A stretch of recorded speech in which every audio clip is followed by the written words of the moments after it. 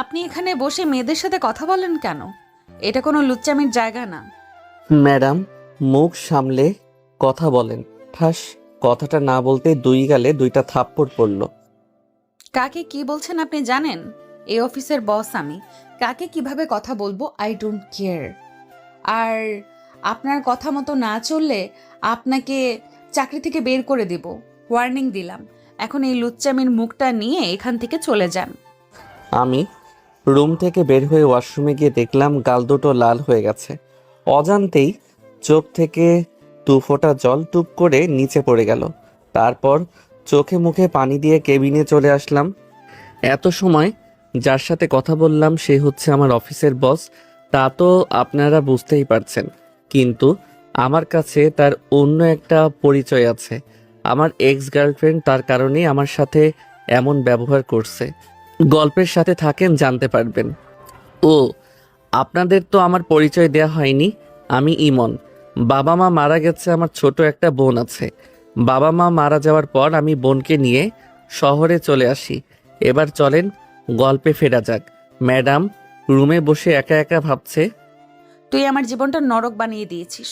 তোর জন্য আমি প্রত্যেকটা রাত নির্ঘুম কাটাই। তোর জন্য হাসতে ভুলে গেছি। আমাকে বাদে তুই দিব্যি ভালো আছিস। থাকতে দিব না তোকে ভালো। এখন আমি চাকরিটাও ছাড়তে পারবো না। যেখানেই যাব সেখানেই 4 লাখ 5 লাখ টাকা চাইবে। জীবনে যা হবার তা হতে চলুক। তারপরও আমার বোনটার জন্য পৃথিবীর সব অত্যাচার দুঃখ আমার কাছে তুচ্ছ। কাজ করতে করতে দুপুরে লাঞ্চের সময় এসে গেছে। জান্নাতুল এসে, কি ইমন সাহেব, দুপুরে খাবার কি খাবেন না? খাবো না কেন? তাহলে চলেন একসাথে গিয়ে খাই। দেখলাম রাজীব রিমাও আসছে, একসাথে খাবার খাবে। তোমরা যাও, আমি বোনটার সাথে 2 মিনিট কথা বলে আসছি। তারপর ফোন দিয়ে জানলাম আন্টি আমার বোনটাকে খাইয়ে দিছে। তারপর নিজেও গেলাম খেতে। সবার সাথে খেয়ে কেবিনে চলে আসলাম। কাজ করতে করতে অফিসের সময় শেষ হলো। ইমন সাহেব বাড়ি যাবেন না? দাঁড়াও 2 মিনিট। তারপর জান্নাতুলের সাথে বেরিয়ে গেলাম। দেখলাম ম্যাডাম কালো প্রাইভেট কারে বসতে যাচ্ছে। এই মামা, দাঁড়ান তো। জান্নাতুল, তুমি রিক্সা করে চলে যাও, আমার কিছু কিনতে হবে। আচ্ছা ওকে, বাই, টেক কেয়ার। তারপর আমি একটা কসমেটিক্সের শোরুমে গেলাম। বোনটার জন্য একটা ঘড়ি নিলাম, ব্র্যান্ডের ঘড়ি। তারপর বাসায় চলে আসলাম। বাড়িতে এসে ফ্রেশ হয়ে বোনকে আনতে গেলাম ছাদ থেকে। কোলে নিয়ে রুমে চলে আসলাম। বোন আমার কাছ থেকে মীরার কথা শুনে বলল, মীরা আপু, তোমার অফিসে আমি দেখতে চাই। আচ্ছা, কাল রেডি থাকিস, একসাথে যাব। মীরা রাতের খাবার খেয়ে ছাদে গিয়ে বসলো। হারানোর একটা বেদনা তার হৃদয়ে কষ্টের মেঘ জমানো। আকাশ থেকে পানি ঝরতে থাকে আর ভাবতে থাকে, চোখগুলো নিজের হয়েও অন্যের জন্য কাঁদে। স্বার্থপর চোখ দুটো। মীরা ছোট থেকেই ইমনের সাথে কোনো মেয়ে দেখতে সহ্য করতে পারতাম না। অথচ ইমন ঠিকই মেয়ের পারফিউমের গন্ধ সাথে লেগেই চলে। রাগে হাতে থাকা কফির মগটাকে ছুঁড়ে মারে। রাতের আকাশের দিকে তাকায় মীরা। চাঁদটা কিছুক্ষণ মেঘের আড়ালে ডুবে যাচ্ছে, আবার কিছুক্ষণ পর ভেসে উঠছে। যতই কষ্টে থাকুক না কেন, রাতের বিশাল খোলা আকাশের নিচে একাকিত্ব মনে আলাদা প্রশান্তি আসে। তারপর দিন মীরা অফিসে আসে। দেখলাম চোখে গাঢ় করে কাজল দেওয়া আর একটা পিঙ্ক কালারের শাড়ি পরে আসছে। অনেক সুন্দর লাগছিল। অনন্ত সৌন্দর্যের রাজকন্যা। মনে হয় চোখের মায়ায় হৃদয়টা ঘায়েল করে দিবে। চলে যাওয়ার দিকে তাকিয়ে রইলাম। কোমরটা আঁকাবাঁকা নদীর মতো। আল্লাহ অসাধারণ আর্টিস্ট দিয়েছেন নারীর মাঝে। অনেক নিপুণভাবে তৈরি করেছেন। তাদের সৌন্দর্য ঘোর লাগিয়ে দিবে আপনার চোখকে, নেশা ধরিয়ে দিবে আপনার মনে। একদিক একটা নারীর সৌন্দর্য, অন্যদিকে হাজারো ফুলের সৌন্দর্য রেখে পুরুষকে বলে যদি তাকাতে, তাহলে নারীর দিকেই তাকাবে। ভাবনার ছেদ ভাঙল মাহফুজের ডাকে। স্যার, আপনি এখানে চাকরি করেন? হুম, আর আগের চিন্তাভাবনা মাথায় আনলে এখান থেকে চলে যাব। কথাটা বলতেই মুখটা কালো করে বসের কেবিনের দিকে চলে যায়। তারপর নিজের মাথায় 2টা থাপ্পড় দিয়ে, তুই আসলে একটা বেহায়া। ওই মেয়ের বিয়ে মনে হয় হয়ে গেছে, তুই তাকাস কেন? তার দিকে তাকাবি না। তারপর কাজ করা শুরু করলাম। 1 ঘন্টা কাজ করার পর একটা শান্তির নিঃশ্বাস ফেলে চেয়ারে হেলান দিলাম। এমন সময় মাহফুজা চলে যাচ্ছে, একবারও তাকালো না আমার দিকে। চোখটা একটু বুঝতেই, স্যার, আপনাকে ম্যাডাম যেতে বলেছে। আরে চাচা, এত ছাড় ছাড় কেন করেন? আমি আপনার ছেলের মতোই, নাম ধরেই ডাকবেন। ইমন নাম আমার। আচ্ছা বাবা, তোমার কিছু প্রয়োজন হলে আমাকে বলল। চাচা, একটা কথা জানার ছিল, ম্যাডামের কি বিয়ে হয়ে গেছে? না বাবা, ম্যাডামকে নাকি কোনো ছেলে কষ্ট দিয়েছে, তারপর সে বিয়ে করতে চায় না। কেবিনে গিয়ে ম্যাডাম আসবো? আসেন। ম্যাডাম কাছে গিয়ে কি প্রয়োজনে ডাকা? তোমাকে এখানে মাসের বেতন দিয়ে রাখা হয় কাজ করার জন্য, চেয়ার শান্তিতে বসে থাকার জন্য নয়। ম্যাডাম, আমার কাজ আমি শেষ করে ফেলছি। শেষ করছেন তো কি হয়েছে, অন্যদের কাছে সাহায্য করেন। আচ্ছা ম্যাডাম। তারপর কেবিন থেকে মনে মনে, হারামজাদি, তোর জামাই তোরে উঠতে বসতে পিটুনি ওপর রাখতো তাহলে ঠিক হইতো। মনে হয় অফিসে আসার সময় তিতা খেয়ে আসে, না হলে এমন প্যাঁচার মতো মুখ করে রাখতো না। তারপর জান্নাতুল কেবিনে গিয়ে, তোমার কোনো কাজ থাকলে দিতে পারো। হারামি আসলেই একটা লুচ্চা। এত কর্মচারীর মাঝে তাকে মেয়ের কাছে যাইতেই হবে। তো রাতের ঘুম হারাম করে দিব। তারপর আবার ডাক পড়ল বসের কেবিনে। এই পেতনি চালায় শান্তি নাই। ম্যাডামের কেবিনে গিয়ে, জি ম্যাডাম আমাকে ডেকেছেন? ম্যাডাম কিছু না বলে আমাকে 3টা ফাইল দিয়ে বলল, এই 3টা ফাইল কালকের মধ্যে চাই। ম্যাডাম এইগুলো 2 দিনেও শেষ করতে পারবো না। বলার সাথেই গালে 2টা ঠাস ঠাস করে দিয়ে বলল, চাকরি রিজাইন দেন না পারলে, এখন সামনে থেকে চলে যান। এই ম্যাডামের অনেক শক্তি, আমিও পারবো না শক্তিতে। ছোটবেলায় অনেক সময় আমাকে কোলে নিয়ে পুকুরে ফেলে দিত, থাপ্পড় খেয়ে মাথাটা হ্যাং হয়ে গেছে। তারপর পিয়ন চাচাকে বললাম বরফ পাবো কিনা, তারপর বরফ দিলেন। বরফ নিয়ে ওয়াশরুমে গালটা ডলতে লাগলাম, আর ম্যাডাম 14 গোষ্ঠী উদ্ধার করতে থাকলাম। কাল সারা রাত জেগে 2টা ফাইল শেষ করলাম। ভাবলাম অফিসে গিয়ে বাকিটা শেষ করব। সারা রাত এভাবে জেগে কাজ করলে সকালে গাধার মতো ঘুমাতে হবেই। সকালে উঠে দেখি অফিসের 15 মিনিট লেট। কোনো রকম রেডি হয়ে বোনকে বললাম বাড়িওয়ালা আন্টি কাছে গিয়ে খেয়ে দিতে। কপালে একটা চুমু দিয়ে বাইরে চলে গেলাম। একটা রিক্সা করে অফিসে চলে আসলাম। আধা ঘন্টা লেট। বসতে না বসতেই ম্যাডাম ডাকে আপনাকে। তারপর চলে গেলাম। ম্যাডাম ফাইলগুলো মধ্যে মাথা রেখে কাজ করতেছিল। অফিস লেট হলো কেন? ম্যাডাম সকালে ঘুম থেকে উঠতে দেরি হয়ে গেছে। আপনার বউ কি করে তাহলে? ম্যাডাম বিয়ে করেনি। ম্যাডাম মাথাটা তুলে যখন রাগে থাপ্পড় দিতে যাবে তখন ভয়ে চুপসে গেল। সারা রাত না ঘুমালে চোখ কিছুটা লাল হয়ে গেছে। আমি ছোট ছোট চোখ করে ম্যাডামের দিকে তাকিয়ে রইলাম। পরের বার যেন এরকম না হয়। আমি বের হতেই ম্যাডাম বুকে থুতু দিলেন। তারপর বাকি কাজ করতে করতে লাঞ্চের সময় হয়ে গেছে। তারপর লাঞ্চ করে বাকি কাজটা করে ম্যাডামের কেবিনে গিয়ে, ম্যাডাম আসবো? আসেন ম্যাডাম। কাছে গিয়ে ম্যাডাম ফাইলগুলো চেক করে দেন। ম্যাডাম বসবো একটু? আমার সামনে কোনো লুচ্চা বসতে পারবে না, সোফায় গিয়ে বসেন। আমি সোফার দিকে যেতে যেতে বললাম, আমি নারীদের সম্মান চোখে দেখি। আপনি কোন অ্যাঙ্গেল থেকে আমাকে লুচ্চা বলতেছেন? 14টা মেয়ের সাথে লুচ্চামি করতে পারো, আর লুচ্চা বলাতে শরীর জ্বলে কেন? আপনি কোন প্রমাণ থেকে এসব বলতেছেন? দেখলাম ম্যাডাম রেগে মোবাইলটা সোফায় ছুঁড়ে মারলো। নে দেখ তোর লুচ্চামি। তারপর মোবাইলটা হাতে নিয়ে যা দেখলাম, নিজের প্রতি নিজের বিশ্বাস হারিয়ে গেল।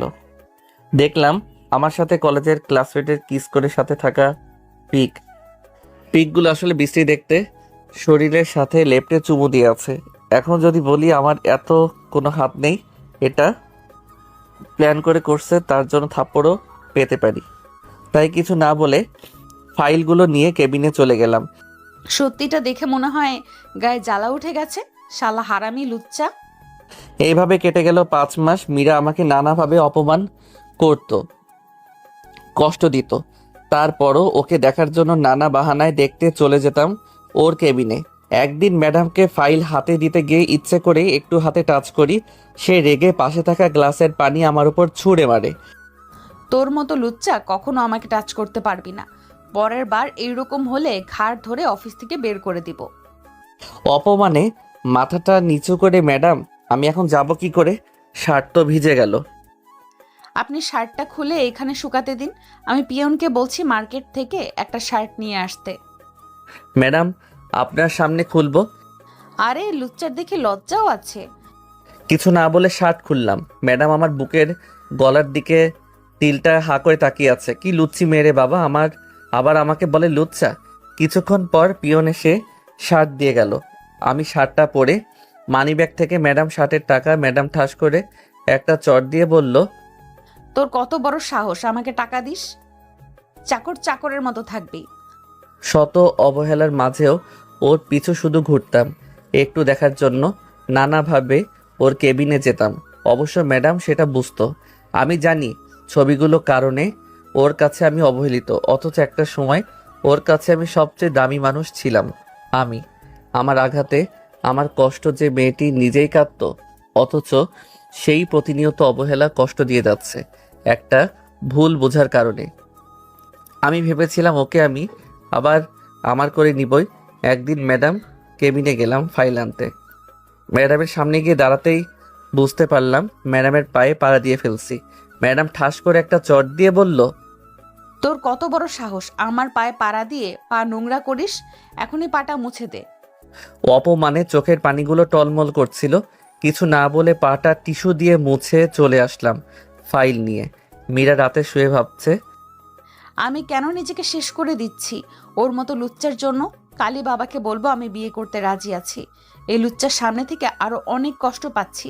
চলে যাব ওর থেকে অনেক দূরে। তার পরের দিন বোনকে কোলে নিয়ে রহমান আঙ্কেল অফিসে আসলেন। বোন তো আমাকে দেখে আঙ্কেলের কাছ থেকে নেমে আমার কাছে এসে গালে দুটো চুমু দেয়। মীরা সবকিছু সিসি ক্যামেরায় দেখছিল। একটু পর মীরা তার বাবার কাছে এসে, বাবা তুমি এদের চিনো? মীরা কিছুটা অবাক হলো আর ভাবতে লাগলো, তার মানে বাবা ইমনের বাসায় সময় কাটাতো, অথচ আমি কিছু জানি না। আঙ্কেল আমার কাছ থেকে বোনটাকে নিয়ে, এ হচ্ছে আমার মেয়ে, এটা তোমার আপু লাগে। মীরা তার বাবার কাছ থেকে বোনকে নিয়ে কেবিনে চলে যায়। আর হ্যাঁ ইমন, তোমার জন্য আশা কাল আমার মেয়েকে দেখতে আসবে, তোমাকে যেতে হবে। আমার ভিতরটা কেঁপে উঠল। মাথা নাড়িয়ে হ্যাঁ বোঝালাম। তোমার বোনকে আমি নিয়ে যাব। না আঙ্কেল, অফিস শেষে আমি নিয়ে যাব। ওকে, আর কাল মনে করে চলে এসো। হারানোর ভয়ের একটা অনুভূতি থেকে চোখের পানি আপনা আপনি ঝরে পড়ে। অন্যদিকে ম্যাডাম বোনের সাথে কথা বলতে, আচ্ছা তোমার ভাই তোমাকে কিভাবে আদর করে? আপু, আমার ভাইয়া পৃথিবীর সবচেয়ে ভালো মানুষ। ভাইয়া আমাকে নিজ হাতে খাইয়ে দেয়, ঘুম পাড়িয়ে দেয়, চুল আশ্রয় দেয়, আমাকে প্রতিদিন সুন্দর একটা গিফট দেয়। আমি ভাইয়াকে অনেক ভালোবাসি। আচ্ছা বুঝলাম, তোমার আব্বু আম্মু কই? আমার আব্বু আম্মু আমাকে রেখে আকাশে চলে গিয়েছে। মীরা থমকে যায় এই রকম কথা শুনে। তার মানে ইমনের বাবা মা মারা গেছে, আমি কিচ্ছু জানি না। সে এতদিন কই ছিল, কিভাবে ছিল, আমি একটিবার খোঁজও নিইনি। নিজের প্রতি নিজেরই ঘৃণা হচ্ছে। ম্যাডাম বোনকে জড়িয়ে ধরে কাতুকুতু দেয়। শ্রাবন্তী হাসতে থাকে। আপু, মেরে ফেলবা নাকি এইভাবে? তারা দুষ্টুমি করতে থাকে। এই কয়েক মিনিটে দুইজন একে অপরের সাথে খুব ভালো করে মিশে যায়। দুপুরে খাবার মীরা শ্রাবন্তীকে খাইয়ে দেয়। আমি অনেকক্ষণ কেঁদে ম্যাডামের কেবিনে গেলাম। গিয়ে দেখি বোনটা ঘুরাচ্ছে। আসবো ম্যাডাম? আসেন। আমি ফাইলটা দিয়ে বোনকে কোলে নিয়ে কপালে চুমু দিয়ে বাইরে চলে আসি। তারপর একটা রিক্সা করে বাড়িতে চলে আসি। মীরা ফাইলটা হাতে নিয়ে দেখে ভিজে আছে। দেখে বলল, তার মানে ইমন কি কান্না করছিল? কিন্তু কেন? বোনকে খাইয়ে রাতে ছাদে চলে যাই। মীরা ইচ্ছে থেকেই বিয়ে করতে যাচ্ছে। তার মানে মীরা আমাকে ভালোবাসে না। আগের কথাগুলো মনে পড়ে গেল। আরে ও তো তোর বাবা মার মৃত্যুতেই তোকে দেখতে আসেনি, আবার তোর ভালোবাসা দেখে তাকে আপন করে নিবে। বোকা নাকি তুই? ওর কাছে তুই একটা সাধারণ কর্মচারী। তুই কেন ওকে পাগলের মতো ভালোবাসিস? আপনা আপনি থেকেই হৃদয়ে প্রশ্ন ছুঁড়ে মারলাম। রাতের নিস্তব্ধ আকাশে নিচে অনেকক্ষণ কান্না করলাম। মনে একটা অভিমান নিয়ে ভালোবাসার কাছে নিজেকে পরাজিত মানলাম। একটা মন বারবার বিষাক্ত তীরে আঘাতে মেরে ফেলতেছে জীবন্ত অবস্থাতেই। একটা অভিমান নিয়ে রুমে চলে গেলাম। বোনের ঘুমন্ত মুখটা দেখে একটা শান্তির নিঃশ্বাস ছাড়লাম। জড়িয়ে ধরে ঘুমিয়ে পড়লাম নতুন কোনো সুখের আশা না করে। বেঁচে থাকবো স্বার্থপর হয়ে, নিজের মনের চাওয়া অপূর্ণতা রেখে শুধু বোনটাকে ঘিরে বেঁচে থাকবো জীবন অস্তিত্বের কষ্টের আলপনাতে। ম্যাডাম অফিস শেষে চলে গেল নদীর ধারে চেনা জায়গায়। জীবনে যাকে সবচেয়ে বেশি ভালোবাসতাম তাকেই জীবনে সবচেয়ে বেশি ঘৃণা করলাম।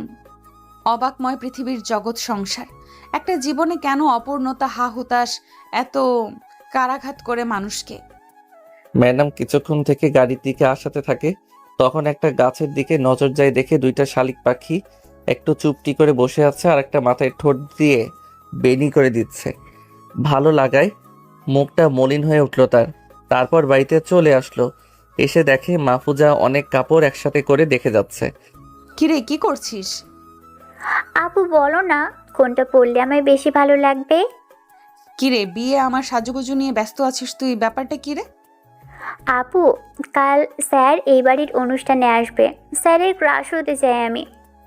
তোর ছাড়, তাহলে কে রে? ওই যে তোমার আব্বুকে বাঁচিয়েছিল, ইমন নাম, বজ্জাত স্যার একবার ফিরেও দেখে না আমাকে। মীরা কিছুটা অবাক হলো, আবার রাগ হলো। ছাড় কি তোকে পছন্দ করে? আরে আপু আমাকে ডিরেক্ট না করে দিচ্ছে প্রপোজ করাতে, অথচ আমি কত ছেলে আমার পিছনে ঘোরে। আপু তুমি আমাকে হেল্প করো না ওই স্যারের সাথে আমার বিয়ে হতে। আমার বাবা তো তোমার বাবার চেয়েও বড় লোক। তুমি ওকে এসব বলবা আর বলবা আমি পাগলের মতো ভালোবাসি তাকে। সে তো তোমার অফিসেই কাজ করে, তুমি চেনো না তাকে। আমি তো সেদিন স্যারের কথা বলে বাড়িতে চলে আসি। আপু স্যারকে কি বলবো, মেয়েদের তিল নাকি পুরুষের নজর কাড়ে, আর আমার স্যারের তিল দেখে নজর কাড়ছে। ম্যাডাম মনে মনে অ্যাটম বোম হয়ে গেছে, শুধু ফুটতে পারছে না। তারপর দিন সকালে ঘুম থেকে উঠে ফ্রেশ হয়ে হালকা নাস্তা করলাম বোনকে সাথে নিয়ে।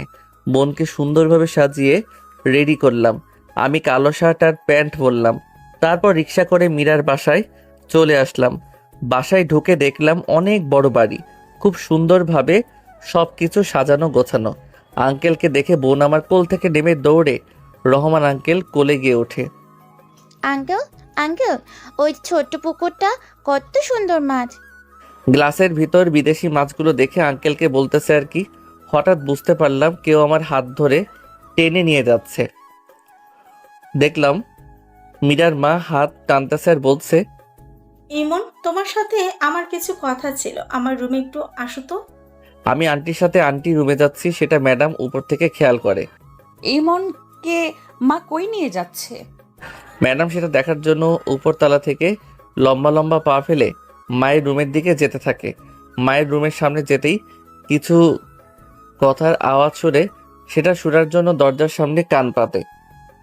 ইমন, আমি অনেক লজ্জিত এবং অপরাধী। নিজের খারাপ কাজটার জন্য আমি নিজেকে ক্ষমা করতে পারছি না। আমি শান্তিতে ঘুমাতেও পারি না। আন্টি, আপনি কোনো খারাপ কাজের কথা বলছেন? আমি তোমার চরিত্রে দাগ লাগাইছি মীরার চোখে। তোমার সাথে আমি মীরাকে মানতে পারতাম না।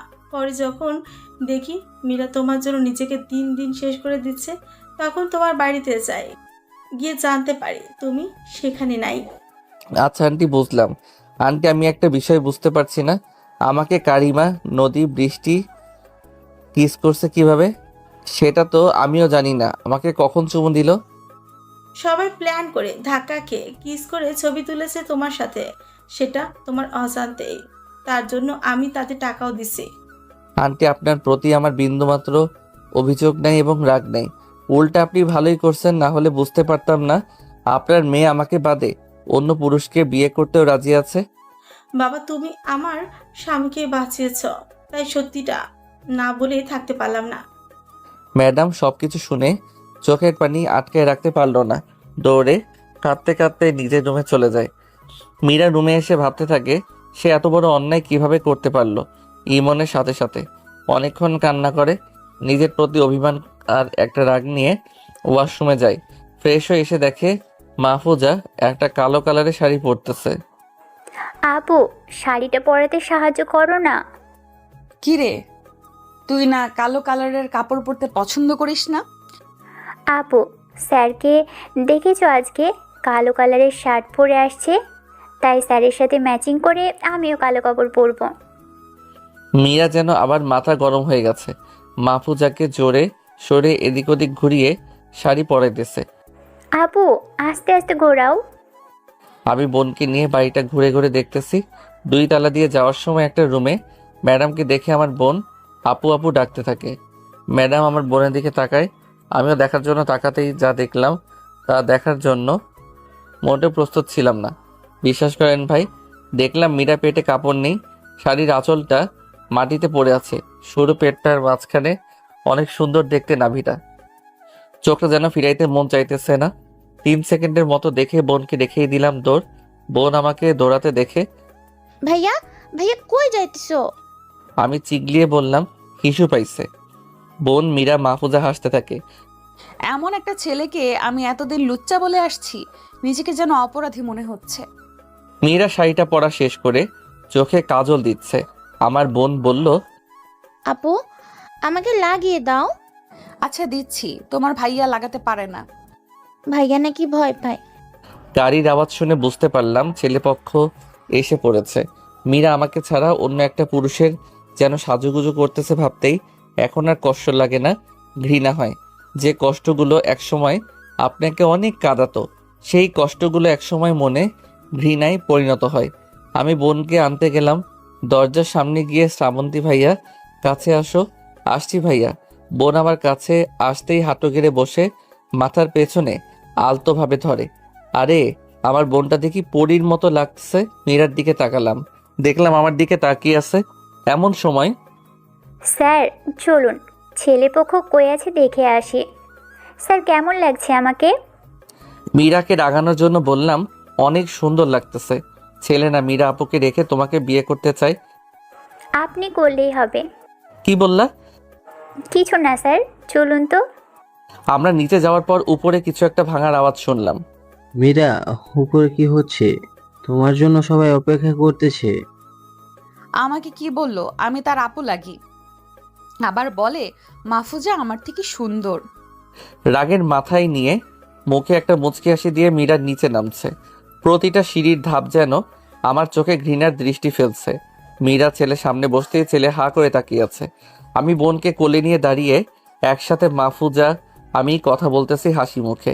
মীরা সেটা দেখে চোখে পানি টলমল করছে, মনে হয় চোখের পাতা বুঝলেই টুপ করে পানি নিচে পড়ে যাবে। হারামি আমাকে অন্য ছেলের কাছে দেখে, তার হৃদয়ে একটু কষ্ট হচ্ছে না নাকি হাসি খুশি থেকে আমাকে ভাব দেখাচ্ছে? স্যার আপনার মাথায় কি যেন লেগে আছে। মাহফুজা পা দুটো উঁচু করে পরিষ্কার করে পাশে দাঁড়াতেই ম্যাডাম মাহফুজার কাছে গিয়ে গলায় এক হাতে চেপে ধরে আরেক হাতে আমার দিকে আঙুল তোলে। ও শুধু আমার, শুধুই আমার, কানে ঢুকিয়ে নে ভালো করে কথাটা। মাহফুজা গলা থেকে হাত ছুটাতে ছুটাতে ছটফট করতেছে। আমি ভয়ে পেছনে সরে গেলাম। তারপর মীরা হাতটি সরাতেই মাহফুজা কাশতে থাকে। ম্যাডাম পাত্রকে বলতে লাগলো, এই মুহূর্তে এই বাড়ি থেকে চলে যাবি। এই মেয়ে ভূতে ধরছে নাকি? কথাটা বলার সাথে সাথে ম্যাডাম ছেলেটাকে একটা চড় দিয়ে বলল, এখনই বাড়ি থেকে বের হ লুচ্চা কোথাকার। ছেলের পক্ষ ভয়ে অপমানে তাড়াহুড়ো করে বের হয়ে যায়। মাহফুজা ফ্লোরে বসা থেকে উঠতে চাইছে। আমি যেই তুলতে যাব তখন ম্যাডাম বলল, ইমন আমার দিকে তাকা। রাগী চোখগুলো দেখে বোনকে কোলে নিয়ে বাড়ি থেকে বের হয়ে গেলাম। মাহফুজা একটু ঠিক হতেই রুমে গিয়ে তাড়াহুড়ো করে ব্যাগ গুছিয়ে বের হতে হতে বলতে থাকে, আমিও দেখে নিব তুই এই ছেলেকে কিভাবে আপন করিস। আরে যা যা, তুই কি বালটা করবি আমার জানা আছে। মীরা তার বাবার রুমে যায়। বাবা তুমি কিন্তু কিছু উল্টাপাল্টা কইরো না মায়ের মতন। মামনি, আমি সব জেনে গেছি আর আমি তাতে অনেক খুশি। ইমন অনেক ভালো ছেলে। তুমি চাইলে আমি ইমনকে রাজি করাতাম। ফাও টাকা খরচ করে অন্য ছেলেকে দেখানোর মানেই হয় না। মীরা বাবার কপালে একটা চুমু দেয়। রহমান চৌধুরী আজকে অনেক বছর পর দেখতে পায় তার মেয়ে খুশিতে তাকে চুমু দিয়েছে। ভাবতেই চোখে পানি চলে আসে। মীরা চোখের পানিগুলো মুছে রুমে চলে যায়। অথচ রহমান চৌধুরী এই কয়টি বছর মেয়েকে কত কিছুই কিনে দিচ্ছে, বাট কখনো খুশি করতে পারেনি। আমি বোনকে কোলে নিয়ে রেস্টুরেন্টে গিয়ে সেখান থেকে কিছু খাবার খেয়ে বাড়িতে চলে আসি। বাড়িতে এসে সামনে দেখি অনেকগুলো প্রাইভেট কার। সিঁড়ি দিয়ে উঠে দেখি ঘাড়তারা মুকবল নাগিন ড্যান্স নাচতেছে, কিন্তু গান গাচ্ছে অন্য আরেকটা। নাচতে নাচতে আমাকে দেখে বোনকে কোল থেকে নামিয়ে বোনকে নিয়ে আমাকে ঘুরে ঘুরে নাচতেছে আর বলতেছে, তোমারে বিয়া দেবো, তোমারে বিয়া করাইয়া দেবো। কি আজব গান রে বাবা। আঙ্কেল, আপনার শরীর ঠিক আছে তো? আরে আমি পারফেক্ট আছি, চীনা টান টান করে, চাইলে আর একটা বিয়ে করতে পারবো। কি আঙ্কেল, আপনি আর একটা বিয়ে করবেন? খারান, আমি এখনই আন্টিকে গিয়ে বলে আসছি। বলেই দৌড়। আজকে আমি শেষ, এমন বাচ্চা আমায়। বোন রুমের কাছে গিয়ে ভয় ভয় চোখে দাঁড়িয়ে থাকে। বোনকে এমন দেখে মুকবল আঙ্কেলকে পাশ কেটে বোনের কাছে যাই। গিয়ে দেখি ভিতরে অনেক মানুষ, সবাই কোট পরে আছে, মনে হয় অনেক বড় লোক। আমি বোনকে কোলে নিয়ে রুমে গিয়ে সালাম দেই।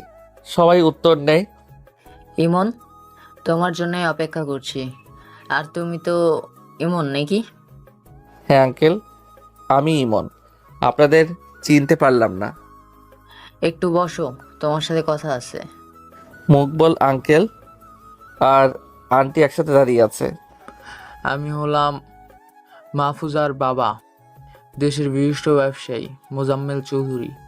আমার মেয়ে তোমাকে অনেক ভালোবাসে এবং বাড়িতে গিয়ে তোমার জন্য পাগলামি করছে। তো আঙ্কেল, আমি কি করতে পারি? তুমি আমার মেয়েকে বিয়ে করবে?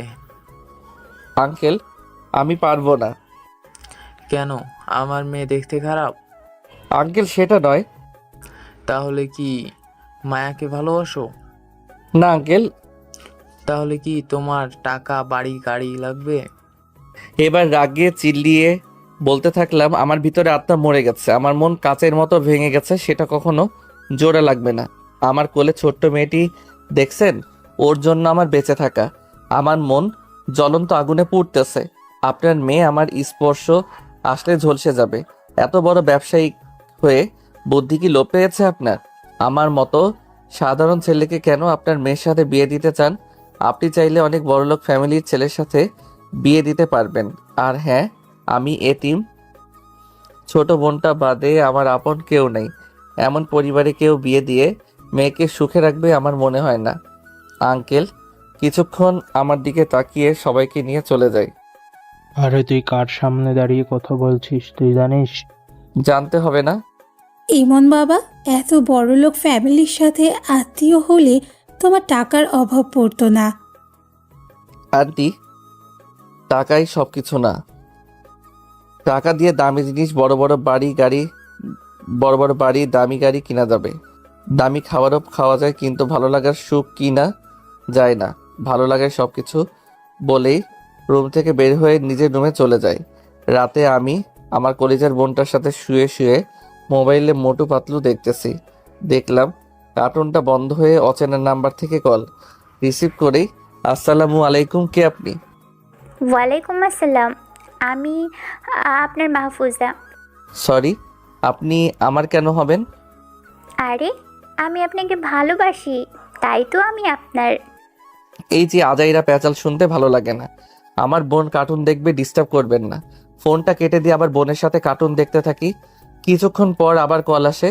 রিসিভ করেই, আপনার কি লজ্জা শরম বলতে কিছু নাই? স্যারের সাথে প্রেম করতে চান? কেমন বেয়াদব মেয়ে আপনি। কি ওই পেতনিটা তোমাকে ফোন দেয়? বুঝতে পারলাম এটা ম্যাডাম, তাই রাগানোর জন্য। আপনি আবার কোন পেতনি? কি আমি পেতনি? আরে কে বলবেন তো? তুমি আমাকে চিনতে পারছো না আমি কে? ওই প্যাচাল মারবেন না। কে আপনি বলেন, না হলে ফোন কেটে দিলাম আপু। এবার সেখান থেকেই ফোন কেটে দিল। বুঝলাম আপু বলাতে মনে হয় রেগে বোম হয়ে গেছে। পাশ ফিরে দেখি বোন কপালে হাত দিয়ে ঘুমিয়ে আছে। কপাল থেকে হাতটা বুকে সুন্দরভাবে রেখে দিলাম। ফোনটা রেখে আরাম করে শুতেই আবার ফোনটা ধরতেই, আপনার ফোন বিজি দেখাই কেন? মনে হয় শয়তানিতে ফোন দিয়েছে। তারপর তার সাথে 5 মিনিট বিতর্ক করে ফোনটা রেখে শুতেই আবার ফোন রিসিভ করলাম। এবার ম্যাডাম বলতেছে, তোমার ফোন বিজি কেন? সেম বিতর্ক। তার সাথে কিছুক্ষণ কথা বলে ফোনটা রেখে দিলাম। 10 মিনিট পর চোখগুলো ঘুম ঘুম আসতেই আবার ফোনের আওয়াজ। এবার সত্যি অনেক রাগ উঠে গেছে। এই মেয়েগুলোর মাথায় সমস্যা আছে নাকি? তারপর ফোনটা হাতে নিয়ে দেখে অফিস থেকে ফোন দিছে। রাগে মোবাইলটার ব্যাটারি খুলে ঘুমিয়ে পড়লাম। তারপর দিন অফিসে গেলাম, গিয়ে না বসতেই ম্যাডামের ডাক। তারপর ম্যাডামের কেবিনের সামনে গিয়ে, ম্যাডাম আসবো? অনুমতি নিতে হবে না। ম্যাডাম কিসের জন্য ডেকেছেন? রোম্যান্স করার জন্য। হোয়াট? আপনার মাথা ঠিক আছে? ম্যাডাম উঠে কাছে এসে চোখে চোখ রেখে বলল। আমি একদম ঠিক আছি। তারপর হঠাৎ করেই ম্যাডাম উড়াধুরা চোখে, মুখে, গলায় কিস করা শুরু করে। মনে হয় অনেক দিনে তৃষ্ণার্ত ব্যক্তি পানি পান করছে। আমি নিজেকে কন্ট্রোল রাখতে ঠাস করে দিলাম একটা। ম্যাডাম গালে হাত দিয়ে, একটু আদরই তো করতে চাচ্ছি, মারলা কেন? এটাকে আদর বলে নাকি রেপ বলে? আর আমার মতো লুচ্চা ছেলেকে ধরতে বুঝি ঘৃণা করে না? কথাটা বলেই নাক ছিটকে কেবিন থেকে বের হতে গিয়েও আবার কিছু একটা মনে করে দৌড়ে ম্যাডামের কাছে চলে আসি। ম্যাডাম আপনার কাছে আয়না আছে না? ম্যাডাম তার ব্যাগ থেকে আয়নাটা বের করে দিয়ে ভেঙচি কেটে পাশে দাঁড়িয়ে রইল। আমি আয়নায় মুখটাকে দেখতে থাকলাম, কোথাও লিপস্টিকের দাগ আছে কিনা। দেখলাম অনেক জায়গায় হালকা হালকা লিপস্টিকের দাগ লেগে আছে। ম্যাডাম বুঝতে পেরে এখানে এসো, ওড়না দিয়ে মুছে দেই। কিছু বললাম না। ম্যাডামের কাছাকাছি এসে লিপস্টিকের দাগগুলো খুঁচিয়ে খুঁচিয়ে মুছে দিচ্ছে। আমি এক দৃষ্টিতে কাজল দেওয়া চোখ দুইটার দিকে তাকিয়ে রইলাম। কালো মার্বেলের মতো বস্তুটা এদিক ওদিক নড়াচড়া করছে। ম্যাডাম শেষ করে দাঁড়াতেই চোখে চোখ পড়ল। দেখলাম গালটাতে হাতের দাগ উঠে গেছে। আমি হাতটা কাছে নিয়ে আঙুল দিয়ে আলতোভাবে দাগের জায়গায় স্পর্শ করতেই ম্যাডাম চোখ দুইটা বন্ধ করে ফেলে। আমি দাগের জায়গাটা চুমু দেওয়ার জন্য ঠোঁট দুটো এগিয়ে নিচ্ছি। কাছাকাছি গিয়ে চুমু না দিয়ে ধাক্কা দিয়ে চলে যাই। ম্যাডাম হাত ধরে বলল, কি রে, আমাকে ভালো লাগে না? তা লাগবে কেন? এখন তোমার নতুন মানুষের অভাব নেই। আমি একবারও বলছি আপনাকে ভালো লাগে না? তুমি শুধু আমার, অন্য কারো না। তুই যদি অন্য কারোর হস, আমি মরে যাব। ম্যাডাম কাঁদতে থাকে। হয়তো আমার দেওয়া কষ্টগুলো ওর মনে ঘৃণার বাসা বেঁধেছে। আমি কেবিনে এসে বসলাম। বসে কিছু কাজ ছিল, সেগুলো করে পিয়নকে দিয়ে ম্যাডামের কাছে পাঠিয়ে দিলাম। অফিস শেষে বোনের জন্য কিছু নেওয়ার জন্য কসমেটিক্সের শোরুমে গেলাম। বোনের জন্য নীল চুড়ি কিনবো বলে একটা জায়গায় দাঁড়িয়ে চুড়ি দেখছিলাম। 2 জোড়া সুন্দর নীল চুড়ি নিলাম। একটা লোককে দিয়ে বললাম প্যাক করে দিতে। বিল পে করতে গিয়ে দেখি মাহফুজা আর মীরা চিগলা চিগলি করতেছে। আমি গিয়ে, এখানে এসব কি হচ্ছে? স্যার, আপনার বিল দেওয়ার জন্য এরা ঝগড়া করতে আছে। আমার বিল যেন অন্য কেউ না দিতে পারে, না হলে আপনার শোরুমে আর আসবো না। Okay sir. টাকা দিয়ে বাড়িতে আসবো বলে বাইরে রিক্সার জন্য অপেক্ষা করতেছি। দেখলাম 2টা গাড়ি সামনে এসে থেমেছে। মীরা আর মাহফুজা গাড়ি থেকে নেমে কাছে আসতেই, তোমরা যদি এখন আমার গাড়িতে ওঠা নিয়ে রাস্তায় ঝগড়া করো, তাহলে 2 জনের গাড়ি ভেঙে বাড়ি যাব আমি। আমার রাগ দেখে 2 জন ভয়ে চুপসে গেল। আমি একটা রিক্সা ডেকে বাড়িতে চলে আসি। তারপর দিন চুল আর দাড়িগুলো ছোট সাইজ করে অফিসে চলে গেলাম। কেবিনে এসে বসতেই ম্যাডাম নিজে এসে কেবিনে যেতে বলে গেল। আমি উঠে ধীর পায়ে গিয়ে, ম্যাম আসবো? আরে অনুমতি নিতে হবে না। সামনে গিয়ে দাঁড়ালাম। বসেন এইখানে। এরপর ম্যাডাম চেয়ারে 2 দিকে হাতে দিয়ে বলল, তুমি আমার ভুলগুলো দেখাও, তারপর আমাকে অ্যাভয়েড করো। আমি বাধ্য নই বলতে। তুমি ভালো করেই জানো আমি অন্য মেয়েদের সাথে তোমাকে দেখলে একটুও সহ্য করতে পারি না। আজকের লাঞ্চ আমার সাথে করবা। আপনি যদি ভাবেন আপনি আমাকে চুমু দিলে, কেয়ার করলে আপনাকে ভালোবাসবো, ভুলে যান। এই মনের বুকে কোনো ভালোবাসা নাই। ভিতর থেকে মরে গেছি আমি। আপনি ভেবে দেখেন আপনি আমার সাথে কি কি করেছেন। আপনার হাতে একটু টাচ পড়াতে আমাকে থাপ্পড় দিছেন, অপমান করেছেন, অথচ আজ নিজের শরীর আমাকে দিতে 2বার ভাবতেছেন না। আপনাকে দেখার জন্য আমি কত ভাবেই না কাছে আসতাম। আর বিনিময়ে কি পাইছি আমি আপনার থেকে? অপমান আর এক গাদা ফাইল। আপনি একটা আমার ভুল দেখছেন, সেটা যাচাই না করে ভালোবাসার ঘৃণার পরিণত করছেন। আর হ্যাঁ, আমি আপনার প্রিয় হতেও চাই না, ঘৃণিতই থাকতেই চাই। ইমন, আমাকে মাফ করে দাও, আমি তোমাকে ছাড়া বাঁচবো না। যদি নাই বাঁচতেন তাহলে অন্য কোনো পুরুষকে বিয়ে করতে চাইতেন না। এমন আমি তখন স্বার্থপর হয়ে গেছিলাম, নিজের দেহের চাহিদা মেটাতে বিয়েতে রাজি হয়েছিলাম। সত্যি আমার মন জুড়ে শুধু তুমি। মন জুড়ে আমি, দেহ জুড়ে অন্য কেউ, ভালোই তো ভার্জিন আপনি। ম্যাডাম এবার রাগী চোখে আমার দিকে তাকিয়ে, আমার দেহ জুড়ে অন্য কেউ থাকার ইচ্ছে করলে এই মীরা এতদিনে 2-3টা বাচ্চা থাকলোই। আমি ফিক করে হেসে দিলাম। মীরা আমার বুকে ঘুষি দিতে থাকলো। হঠাৎ করে মোবাইলে মেসেজের আওয়াজ। আমি ফোনটা বের করে দেখলাম মাহফুজা মেসেজ করে দিয়ে লিখছে, আমার সাথে লাঞ্চ করতে হবে পাশের রেস্টুরেন্টে, চলে আসুন। মীরা থাবা দিয়ে মোবাইলের মেসেজটা দেখে আমার দিকে রাগী চোখে তাকালো। আপনার সমস্যা কি? মোবাইলটা আছাড় মারতে যাবে, আমি হাতটা ধরে ফেলি। ম্যাডাম, গরিব মানুষের মোবাইল ভাঙেন না। ম্যাডামের মোবাইলটা হাতে দিয়ে, নেন, এটা ভাঙেন। তুই আমাকে ইচ্ছে করে হার্ট করিস? না তো। মোবাইলটা হাতে নিয়ে বোনকে ফোন দিলাম। রিসিভ করতেই, খাবার খাইছো? হ্যাঁ ভাইয়া, তুমি খাইছো? না, খাবো। ফোনটা রেখে চলে যাব। এমন দাঁড়াও, কই যাইতেছো? রেস্টুরেন্টে মাহফুজার সাথে খেতে। কি? রেগে এসে শার্টের কলারটা ধরে সোফায় ধাক্কা দিয়ে ফেলে দিল। এখানে ভালোই বসে থাক, না হলে খারাপ কিছু হয়ে যাবে। মীরা টিফিন থেকে খাবার নিয়ে আমার কাছে এসে, তোর পছন্দের খাবার নিয়ে আসছি, ভুনা খিচুড়ি, আমি নিজে রান্না করে। একটা লোকমা মুখে তুলতেই আমি মাথা নাড়িয়ে বুঝলাম খাবো না। কেন খাবি না? নিজের হাতে খাইয়ে দিচ্ছি, ভালো লাগে না? আমার ছোট বোনটাকে রেখে এই খাবার আমি খেতে পারবো না।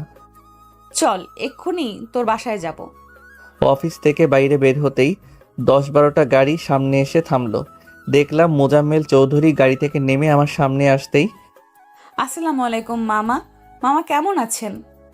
ভালো আর থাকবো কি করে? নিজের বোনের গলা চেপে ধরতে দ্বিধাবোধ করে না। মামা রাগের মাথায় করে ফেলেছি। এমন, তুমি না বলে মীরাকে ভালোবাসো না? তাহলে ওর সাথে কই যাইতেছো? আঙ্কেল, মীরা আমার জন্য ভুনা খিচুড়ি রান্না করে আনছে। আমাকে খেতে বলাতে আমি বললাম আমার বোনকে বাদে খেতে পারবো না। আচ্ছা, তাহলে আমার মেয়েও যাবে তোমার বাসায়। গাড়িতে গিয়ে বসো। আঙ্কেল, মীরা? মীরাও যাবে। গাড়িতে গিয়ে মীরা, আমি ঢুকতেই দেখলাম মাহফুজা কালো সানগ্লাস পরে বসে আছে। চেপে বসেন। একটু চাপতেই দুইজনের সিটে 3 জন বসলাম। স্যার, আপনি আমাকে ভালোবাসেন না বুঝলাম, মানবতার খাতিরে তো মীরা হাত গলা থেকে ছোটানো দরকার ছিল। আমি ডিরেক্ট বললাম মীরাকে আমি স্পর্শ করতে পারবো না। মীরা মানা করছে। কথাটা বলাতে মাহফুজা মুচকি হাসলো আর মীরা রাগী চোখে তাকিয়ে রইল। সিটে হেলান দিয়ে কিছু সময় বসে থেকে হাতে পানির স্পর্শ তাকিয়ে দেখি মীরা কাঁদতেছে। কিছু বললাম না। গাড়ি থেকে নেমেই দেখি মীরা, মাহফুজা দুইজন হাতেই দেখি টিফিন বক্স। আল্লাহ, এই দুইটা মাইয়া পাগল করে দিবে। রুমে ফ্রেশ হয়ে বোনকে আঙ্কেলের রুম থেকে গিয়ে নিয়ে আসি। এসে দেখি দুইজন খাবার রেডি করে বসে আছে। আমি বোনকে বললাম, আপু বলাতে দুইজনই চোখ দিয়ে মেরে ফেলতে চাইছে। ভাইয়া, তোমাকে বাদে খাবো না আমি। তারপর দুজন একসাথে গিয়ে বসি। বসতেই দুইজনে লোকমা নিয়ে মুখ ধরে আছে। আমি প্রথম মিরারটা খেলাম, তারপর মাহফুজারটা। বোন আমার দিকে তাকিয়ে, আমাকে কি খাবার খেতে আসছো? আমি তাড়াহুড়ো করে মিরার বক্স থেকে বোনের মুখে লোকমা দিলাম। খাবার শেষে বাইরে গিয়ে দাঁড়াতেই, আপু, তুমি রিক্সা দিয়ে চলে যাও। মনে হলো গাড়ি নিয়ে অহংকার দেখালো। এইভাবে 2 মাস ধরে দুইজনে পাগলের মতো পেছনে পড়ে আছে। একদিন অফিস শেষে বোনের জন্য একটা কেক আর কিছু সুন্দর সুন্দর গিফট কিনলাম, কারণ আজকে আমার কলিজার জন্মদিন। সন্ধ্যার পর বাড়িতে যেয়ে দেখি বাড়ি বেলুন আর বাতি দিয়ে সাজানো। পুরো বাড়ি বেলুন আর বাতি দিয়ে ভরে ফেলছে। বাড়িতে ঢুকে দেখি বাড়িতে অনেক মানুষ। বুঝলাম মীরা আর মাহফুজার কাজ। অনুষ্ঠানটা ছাদে হচ্ছে। কয়েকজন মানুষ আমার দরজার সামনে দাঁড়িয়ে আছে। এখানে আপনাদের কি? আপনার বোনকে প্রথম ছাদে নিয়ে গিয়েছিলাম, হঠাৎ করে ছাদ থেকে দৌড়ে এসে রুমে দরজা দিয়ে বসে আছে। কখন থেকে ডাকছি, দরজা খুলছে না। এখন আপনারা এখান থেকে যান। লোকগুলো ছাদে চলে গেল। আমি বোনকে ডাক দিলাম। আমার কলিজার বোনটা দরজা কেন খুলছে না? বোন আমার দরজা খুলেই ভয়ে বুকে জড়িয়ে ধরে মনে হচ্ছে ওকে কেউ মেরে ফেলতে চাইছে। আমার ডাক্তারের কথা মনে পড়ে গেল। আমার খেয়াল ছিল না আমার বোন বেশি মানুষ দেখলে প্রচণ্ড ভয় পায়, বিশেষ করে বেশি মানুষ ঘিরে দাঁড়ালে। মনে হয় ওকে ছাদে সবাই ঘিরে দাঁড়াইছে। প্রচণ্ড রাগ উঠে গেল আমার।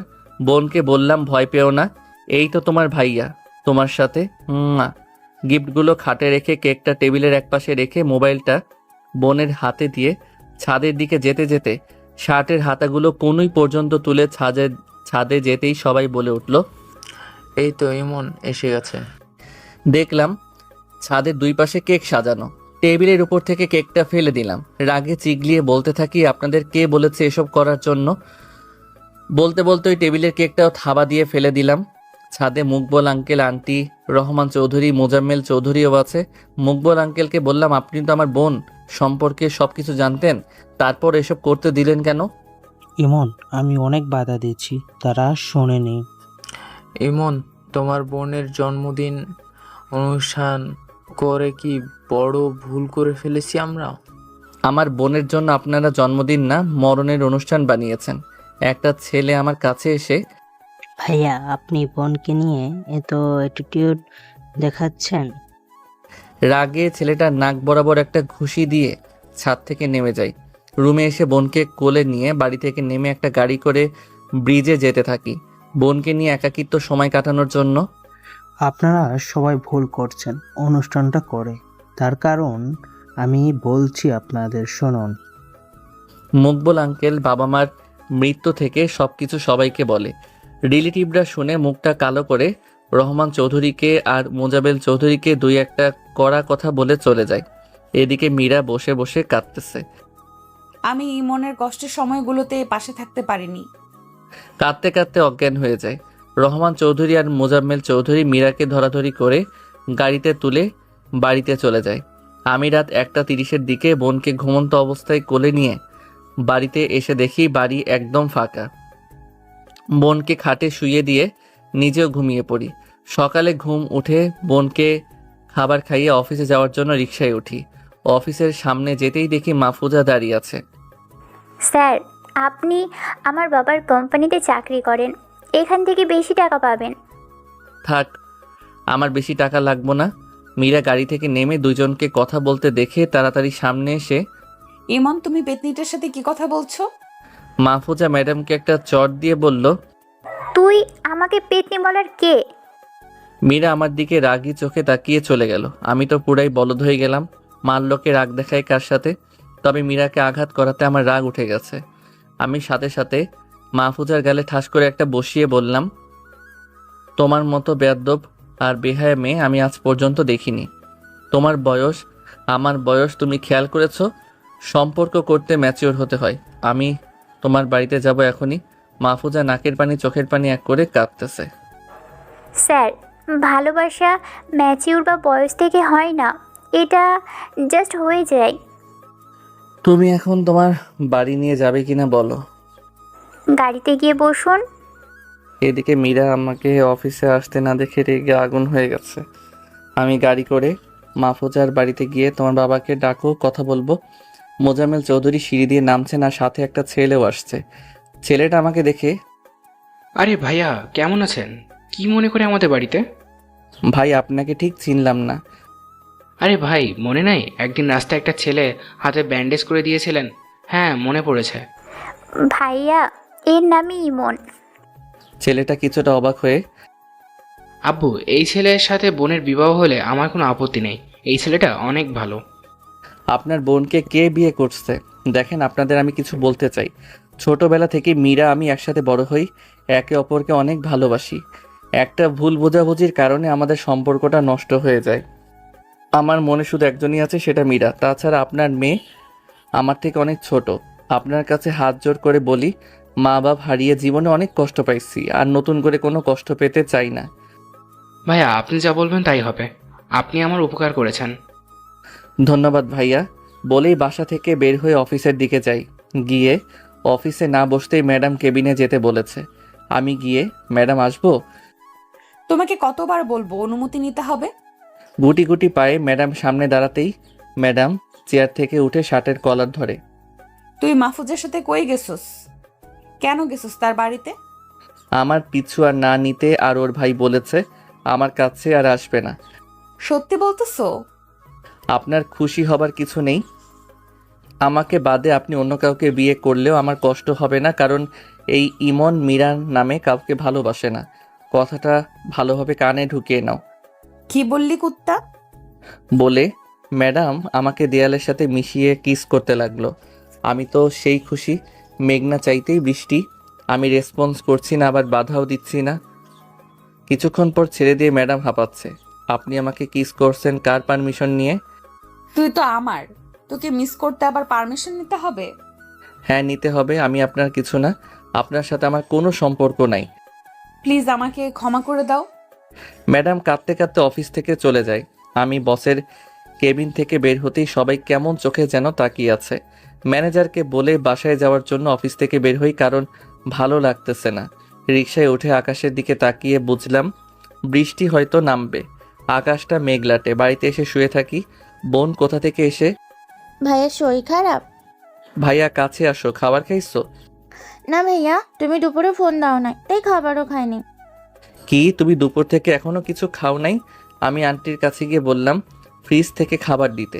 খাবারগুলো এনে গরম করে বোনকে খাইয়ে নিজেও খেয়ে নিলাম। তারপর বোনকে নিয়ে শুয়ে মোবাইল চাপতেছি, এমন সময় কল আসলো। রিসিভ করে আসসালামু আলাইকুম আঙ্কেল। ইমন, সন্ধ্যা হয়ে গেছে, মনে হয় বৃষ্টি নামবে। আমার মেয়েটা এখনো বাড়িতে আসেনি। আঙ্কেল আপনার মেয়ে কই আছে আমি জানি না। আঙ্কেল একটা নদীর ধারের কথা বললো, আর সেখানেই পাবো। বাবা, মেয়েটাকে কষ্ট করে বাড়িতে পৌঁছে দাও। আন্টির কাছে বোনকে দিয়ে আঙ্কেল বলা অনুযায়ী জায়গা যাইতেছি। গিয়ে একটু খুঁজেই দেখলাম একটা নারকেল গাছের সাথে লাগানো বেঞ্চে বসে আছে। আমি কাছে গিয়ে, আপনার বাবা বলছে বাসায় যেতেন। আবছা অন্ধকারেও মাঝে দেখলাম চোখে থেকে গাল বেয়ে নিচে পানি পড়তেছে। কেমন জানি মনের কষ্ট হতে শুরু করলো। আঙ্কেলকে ফোন দিয়ে বললাম, আঙ্কেল টেনশন নিয়েন না, আমি আপনার মেয়েকে বাসায় দিয়ে যাব। আমি হাতটা ধরতে গিয়েও ধরলাম না। ম্যাডাম বেঞ্চে থেকে উঠে, আমাকে টাচ করতে তোর সমস্যা কোথায়? নাকি নিজেকে নিয়ে অ্যাটিটিউড দেখাস? ভালোবাসি বলেই অবহেলা করিস। তোকে ছাড়া এই মীরা এক মুহূর্তও ভালো থাকবে না। কথাটা কেমন জানি হৃদয়ে আঘাত করলো। চলেন বাড়িতে যাব। আমার হাত ধরে নিয়ে যাও, না হলে আমি যাব না। হাতটা ধরে রাস্তার দিকে হাঁটতে থাকি। রাস্তায় এসে দেখলাম কোনো গাড়ি নাই। ফোন দিয়ে বলল গাড়ি নিয়ে আসতে। বৃষ্টি নামবে বলে রাস্তায় কোনো গাড়ি নেই। হঠাৎ করে ঝুম বৃষ্টি নামে। জানি বৃষ্টি নামবে, তাই সাথে একটা পলিথিন নিয়ে আসি যাতে মোবাইলটা না ভিজে।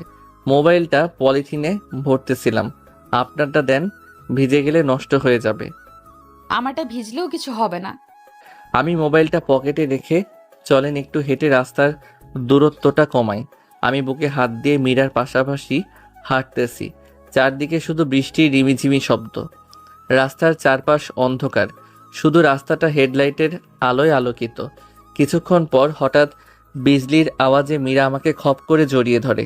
আমি হেডলাইটের আলোয় স্পষ্ট তার মায়াবী চেহারার দিকে তাকিয়ে রইলাম। ভয় ভয় চোখ আর মুখ নিয়ে বুকের মাঝে লুকিয়ে আছে। দুই চোখের নাকের মাঝখানে তিলটা যেন ওর সৌন্দর্য হাজার গুণ বাড়িয়ে দিয়েছে। ভেজা চুলগুলো থেকে একটা একটা পানির কণা বেয়ে বুকের দিকে যাচ্ছে। আমি ওর প্রতি নেশার মতো আসক্ত হয়ে যাচ্ছি। ভেজা চুলগুলো দুহাত দিয়ে পেছনে গুজে দেই। ম্যাডাম আমার সাদা বুকের কালো তিলটার দিকে কিছুক্ষণ তাকিয়ে সেখানে চুমু দেয়। আমার পুরা শরীর কেঁপে ওঠে।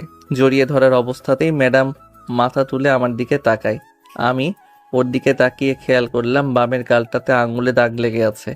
এক হাত দিয়ে গালটা আলতোভাবে স্পর্শ করতেই ম্যাডাম চোখ বুজে ফেলে। আমি গালটাতে চুমু দেওয়ার জন্য ঠোঁট দুটো এগিয়ে নিচ্ছি। ম্যাডাম বড় বড় চোখ করে তাকিয়ে আছে, কিন্তু চুমু না দিয়ে আবার ফিরে আসলাম। ম্যাডাম গোল গোল চোখ থেকে পাল্টে রাগি চোখে তাকিয়ে আছে আর বলল, একটু আদর করলে কি হবে? প্লিজ একটা চুমা দাও না। পারবো না দিতে। মেয়েরা শক্ত করে জড়িয়ে ধরে, পিঠ থেকে হাত নিয়ে কোমরে গুজে দেয়। তুমি যদি এখন আমাকে চুমা না দাও তাহলে আমি এই অন্ধকারে হারিয়ে যাব। শিয়াল কুকুরের টিনে আমাকে খেয়ে ফেলবে। আমি হাত দিয়ে মুখ চেপে বললাম, এসব কথা কখনো বলবা না, না হলে আমি তোমার থেকে দূরে চলে যাব। আমি ঠোঁট দুটো ধীরে ধীরে নিয়ে গালে একটা চুমু দিলাম। মীরা চোখ বুজে ঘন ঘন নিঃশ্বাস নিচ্ছে। ঠোঁটে আঙুল দিয়ে বোঝালো ঠোঁটে চুমু দিতে। আমি ধীরে ধীরে ঠোঁটের দিকে এগিয়ে যাচ্ছি চুমু দিতে, কিন্তু চুমু না দিয়ে যেই ফিরে আসবো তখন মীরা সাথে সাথে দুহাত দিয়ে মাথা ধরে ঠোঁট দুটো এক করে দেয়। 2 মিনিট পর ছেড়ে দেয়। দুজনের দিকে কিছুক্ষণ তাকিয়ে চলো এবার যাওয়া যাক। আমার পা দুটো কেমন অবশ লাগছে, প্লিজ কোলে করে নিয়ে যাও না। কোলে নিয়ে ওর দিকে তাকিয়ে সামনে হাঁটছি। তুমি অনেক সুন্দর, অন্যরকম দেখতে তুমি। এই মন বারবার চাই তোমাকে দেখতে। আমি দেখতে কেমন সুন্দর? স্নিগ্ধময় আমার প্রিয়সী, যার সৌন্দর্যে আমি ভালো লাগা অনুভব করি মনের মাঝে। এই হৃদয় আমার আলপনা আঁকে তোমার পবিত্রময় মায়াবী চোখ দুটোতে। তোমার চোখে দুটো আমার খুবই পছন্দের। সত্যি অসাধারণ, আল্লাহর অসাধারণ সৃষ্টি তুমি। আমি বারবার জন্ম নিতে চাই তোমার সৌন্দর্যে আসক্ত হতে। বলে শেষ করতেই গালে একটা চুমু দিল মীরা। কিছুক্ষণ পর একটা গাড়ি সামনে এসে দাঁড়ালো। ড্রাইভার নেমে স্যার, বাবা মনিকে গাড়িতে উঠান। মীরাকে গাড়িতে তুললাম। গাড়ি চলছে আপন গতিতে। অন্ধকার বৃষ্টিতে নির্দিষ্ট গন্তব্যে মীরাকে বাসা দিয়ে ড্রাইভার আবার আমাকে বাড়িতে দিয়ে যায়। আন্টির কাছে বোন ঘুমিয়েছিল, তাই নিজের সাথে আনলাম না। গভীর রাতে ঘুমিয়েছিলাম, ফোনের আওয়াজে ঘুম ভেঙে যায়। ফোন রিসিভ করে, আঙ্কেল, এত রাতে কোনো সমস্যা হয়েছে? মীরা জ্বরের মুখে তোমার নাম নিতেছে। বাবা, তুমি একটু বাসায় আসো না। তোমার বাসার নিচে ড্রাইভার গাড়ি নিয়ে দাঁড়িয়ে আছে। আমার বুকের মাঝে হৃদস্পন্দন বেড়ে যায়। তাড়াহুড়ো করে নিচে গাড়িতে গিয়ে বসলাম। ড্রাইভার গাড়ি চালিয়ে বাড়িতে নিয়ে আসে। ড্রাইভার গভীর রাতে মীরাদের বাসার সামনে নামিয়ে দেয়। আগে থেকে গেট খোলা ছিল। গুটি গুটি পায়ে বাসায় ঢুকে আঙ্কেলকে সোফায় বসতে দেখি। আঙ্কেল ডাক্তার কল দিছেন। বাবা, এত রাতে ডাক্তার আসবে না, তুমি আমার মেয়ের কাছে যাও। ধীর পায়ে সিঁড়ি বেয়ে উপরে রুমে গিয়ে দেখি আন্টি মীরার পাশে বসে আছে। আন্টি আমাকে দেখে, কেমন আছো ইমন? ভালো আছি, আপনি? ভালো নেই, মেয়েটা জ্বরে ভুগতেছে। আন্টি আর কিছু না বলে রুম থেকে চলে যায়। আমি ম্যাডামের পাশে গিয়ে বসলাম। দেখলাম ঘুমাচ্ছে। ঘুমন্ত মায়াবী চেহারার দিকে নিষ্পলকভাবে তাকিয়ে রইলাম। কপালে একটা চুমু দিতে উঠে বসলাম। চোখের সামনে হাত নাড়িয়ে দেখলাম ঘুমিয়ে আছে তো নাকি আবার ব্যাগ ধরে আছে। দেখে বুঝলাম না, ঘুমিয়ে আছে। তাই ধীরে ধীরে কপালে একটা চুমু দিয়ে উঠে আসতেছিলাম, হঠাৎ ম্যাডাম হাত দিয়ে বুকের সাথে জড়িয়ে ধরে। আমার ভয়ে হৃৎপিণ্ড ধুক ধুক শুরু করে। ম্যাডাম আমার দিকে তাকিয়ে, চুরি করে আদর করা হচ্ছে? না মানে থাক, আর মানে করতে হবে না। ম্যাডাম আমার বুকে হাত দিয়ে, আরে তোমার বুকে এত ধুকধুক কেন করছে? ম্যাডাম কেউ দেখে ফেলবে, ছাড়েন আমাকে। এত ভয় কেন পাইতেছো? কেউ দেখলে কিচ্ছু হবে না। ছাড়ু আমাকে। ছেড়ে দিব, তার আগে আঙুল দিয়ে ঠোঁট দেখিয়ে বোঝালো চুমু দিতে। আমি পারবো না। আর তোমার না শরীর খারাপ? এসব এখন না, আগে সুস্থ হই। তুমি আমার পাশে থাকলে আমি এমনিতেই ভালো হয়ে যাব। আগে বলো, দিবে কি না? আগে তোমার চোখ দুটো বন্ধ করো। আমি ওর গোলাপি ঠোঁট দুটোর সাথে নিজের ঠোঁট দুটো এক করে দিলাম। কিছু সময় পর ছেড়ে দিলাম। কিছুক্ষণ ওর দিকে তাকিয়ে রইলাম। এবার তো ছাড়ো। আর এখন থেকে তোমার আগুনের মতো গরম শরীরে শুয়ে আছি, ছাড়ো আমাকে। কিছুক্ষণ তাকিয়ে ধাক্কা দিয়ে সরিয়ে দিল। তার কিছুক্ষণ পর আন্টি এসে দুটো পাত্রে স্যুপ দিয়ে গেল। ইমন, মীরাকে স্যুপ খাইয়ে দাও তো। ওকে। এই যে ওঠেন। মীরা উঠতে চেষ্টা করেও আবার ধপ করে শুয়ে পড়ে। মনে হয় জ্বরের কারণে শরীর দুর্বল হয়ে গেছে। আমি পিঠে হাত দিয়ে টেনে তুললাম, তারপর স্যুপ খাইয়ে দিতে থাকি। মীরাকে চামচ দিয়ে মুখে স্যুপ দিচ্ছি। সে আমার দিকে এক দৃষ্টিতে তাকিয়ে স্যুপ খাচ্ছে। আন্টি এসে কিছু ওষুধের ট্যাবলেট দিয়ে গেল। মীরাকে ওষুধগুলো খেতে সাহায্য করলাম। ওর পাশে বসে কপালে আলতোভাবে টিপে দিচ্ছি আর একটা কথা চিন্তা করতেছি। মনে ধীর জিদ নিয়েছিলাম মীরাকে কখনো ভালোবাসবো না, অথচ এত অভিমান, এত ঘৃণা। ওর মায়াবী চেহারার দিকে তাকালে কিছুই মনে থাকে না। আসলে আমরা পুরুষ লোকের মনগুলো অন্যরকম। প্রিয় মানুষটার সাথে হাজারো রাগ, অভিমান, ঝগড়া, একটা চুমু বা মায়া লাগানো চেহারা অথবা মায়া লাগানো একটা কথাই যথেষ্ট। সব অভিমান ভেঙে দিতে। এসব ভাবতে ভাবতে কখন ঘুমিয়ে গেছি মনে নেই। ঘুম থেকে উঠে দেখি সকাল হয়ে গেছে। বোনটা আবার আমায় না দেখলে মন খারাপ করবে। মীরার ঘুমন্ত চেহারায় কপালে একটা চুমু দিয়ে আঙ্কেল আন্টিকে বলে বাইরে চলে আসলাম। বাইরে এসে একটা রিক্সা বা সিএনজির জন্য একটু সামনে হেঁটে গেলাম। সামনে যেতেই দেখলাম কয়েকটা ছেলে একটা মেয়েকে টিজ করতেছে। ভাবলাম যাব না, কিন্তু বিবেকে বাধা দিল। ছেলে সামনে গিয়ে, ভাই মেয়েটাকে কেন বিরক্ত করছেন? সেটা তোকে বলতে হবে, এখন সামনে থেকে সর। ভাই এটা যদি আপনার বোন হতো। তোরা কইছি জ্ঞান দিতে, মায়ের খেতে চাস নাকি? ওরা 3 জন ছিল। জানি মারামারি করে পারবো না, একটু দাঁড়ান, 2টা কথা শুনে চলে যাইয়েন। লোকগুলো বিরক্ত মুখে তাকালো। ডিরেক্ট বললাম, আপনাদের জন্মের ঠিক নাই। লোকগুলো রেগে আমাকে মারতে আসলো। আমি, ভাই দাঁড়ান, আপনাদের সাথে আমি মারামারি পরে করে পারবো না, চাইলেই মারতে পারেন। সামনে থেকে ছেলেটা, আমি কি পতিত মেয়েদের থেকে জন্ম নিয়েছি নাকি? তুই আমাকে জন্মে ঠিক নেই বললি কেন? ধরেন আপনার মা রাস্তা দিয়ে হেঁটে যাচ্ছে, আমি ওনার বুকের দিকে, পাছার দিকে নজর দিলাম এবং ওনাকে টিচ করতে থাকলাম। আপনি তখন কি করবেন? নিশ্চয়ই আমার ভাষাটা আমাকে উপহার দিবেন, সাথে মেরে হাসপাতালে পাঠাবেন। রাস্তাঘাটে আপনাদের চোখে সেক্সি মেয়ে যায়, কিন্তু কারো কাছে কলিজার বোন যায়, কারো মা যায়। আপনাদের দেখে আশেপাশের লোকগুলো কেন প্রতিবাদ করে না জানেন? কারণটা হলো হিংস্র হায়না মনে করে আপনাদের।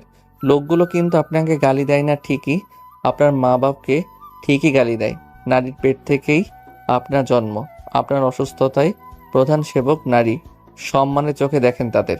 জানি আমার কথায় আপনাদের মন পাল্টাবে না, কারণ কুত্তার লেজ কখনো সোজা হয় না। বলেই চলে আসতে থাকি। আমি একটা রিক্সা করে বাড়িতে চলে আসি। বাড়িতে এসে রুমে গিয়ে বোনকে ডাকি। বোনটা মনে হয় টিভি দেখছে। বোন দরজা খুলে, ভাইয়া, তুমি কোথায় গিয়েছিলে? তোমার মীরা আপুর বাসায়। আমাকে রেখে গেলে কেন? অন্য একদিন নিয়ে যাব আপু। আমি বোনকে খাইয়ে অফিসে চলে গেলাম। অফিসে গিয়ে কাজ শেষে আসার সময় আঙ্কেল এসে, ইমন, তোমার বোনকে নিয়ে সন্ধ্যার পর বাড়িতে চলে এসো। তোমার বোনকে অনেক দিন হলো দেখি না। আচ্ছা আঙ্কেল। মীরা অসুস্থতায় আঙ্কেল অফিসে এসেছে। বাড়িতে এসে ফ্রেশ হয়ে বোনকে রেডি করতেছি। ভাইয়া, আমরা কই যাব? তোমার আঙ্কেল বাসায়। বোনটা খুশি হলো। তারপর রিক্সা করে মীরাদের বাসায় চলে আসলাম। বোন আঙ্কেলকে দেখে দৌড়ে কোলে গিয়ে উঠলো। আমি মীরাকে দেখার জন্য উপরে গেলাম। গিয়ে দেখি দরজা খোলা। আমি রুমে ঢুকে কোথাও মীরাকে দেখছি না। খাটের নিচে দেখার জন্য নতেই পেছন থেকে, এই তুমি খাটের নিচে কি দেখো? না মানে তোমাকে খুঁজতেছিলাম। আমি খাটের নিচে কেন যাব? বাচ্চা নাকি আমি? না, কোথাও আপনাকে দেখছি না, তাই খাটের নিচে দেখলাম। আমি তোমার বয়সে ছোট হব। আমি তোমাকে আপনি বলি না, অথচ তুমি বলে যাচ্ছ। আরে আপনি হলেন অফিসের বস। অফিসের বস থেকে তো এখন বউ হব। এখন বলা চলবে না, তুমি করে বলবা। আমি লজ্জায় মাথায় নিচু করে ফেললাম। আরে আমার বাবুটা দেখি লজ্জা পাচ্ছে। আমি তাকিয়ে খেয়াল করলাম গোসল করে ভেজা চুল নিয়ে আমার সাথে কথা বলতেছে। আমি রুম থেকে বের হওয়ার জন্য যেই বের হব, মীরা শার্টের কলার পিছন থেকে টান দিয়ে নিয়ে এসে দরজা আটকে দেয়। আমি ভয়ে ঢোক গিললাম। আপনি দরজা কেন দিচ্ছেন?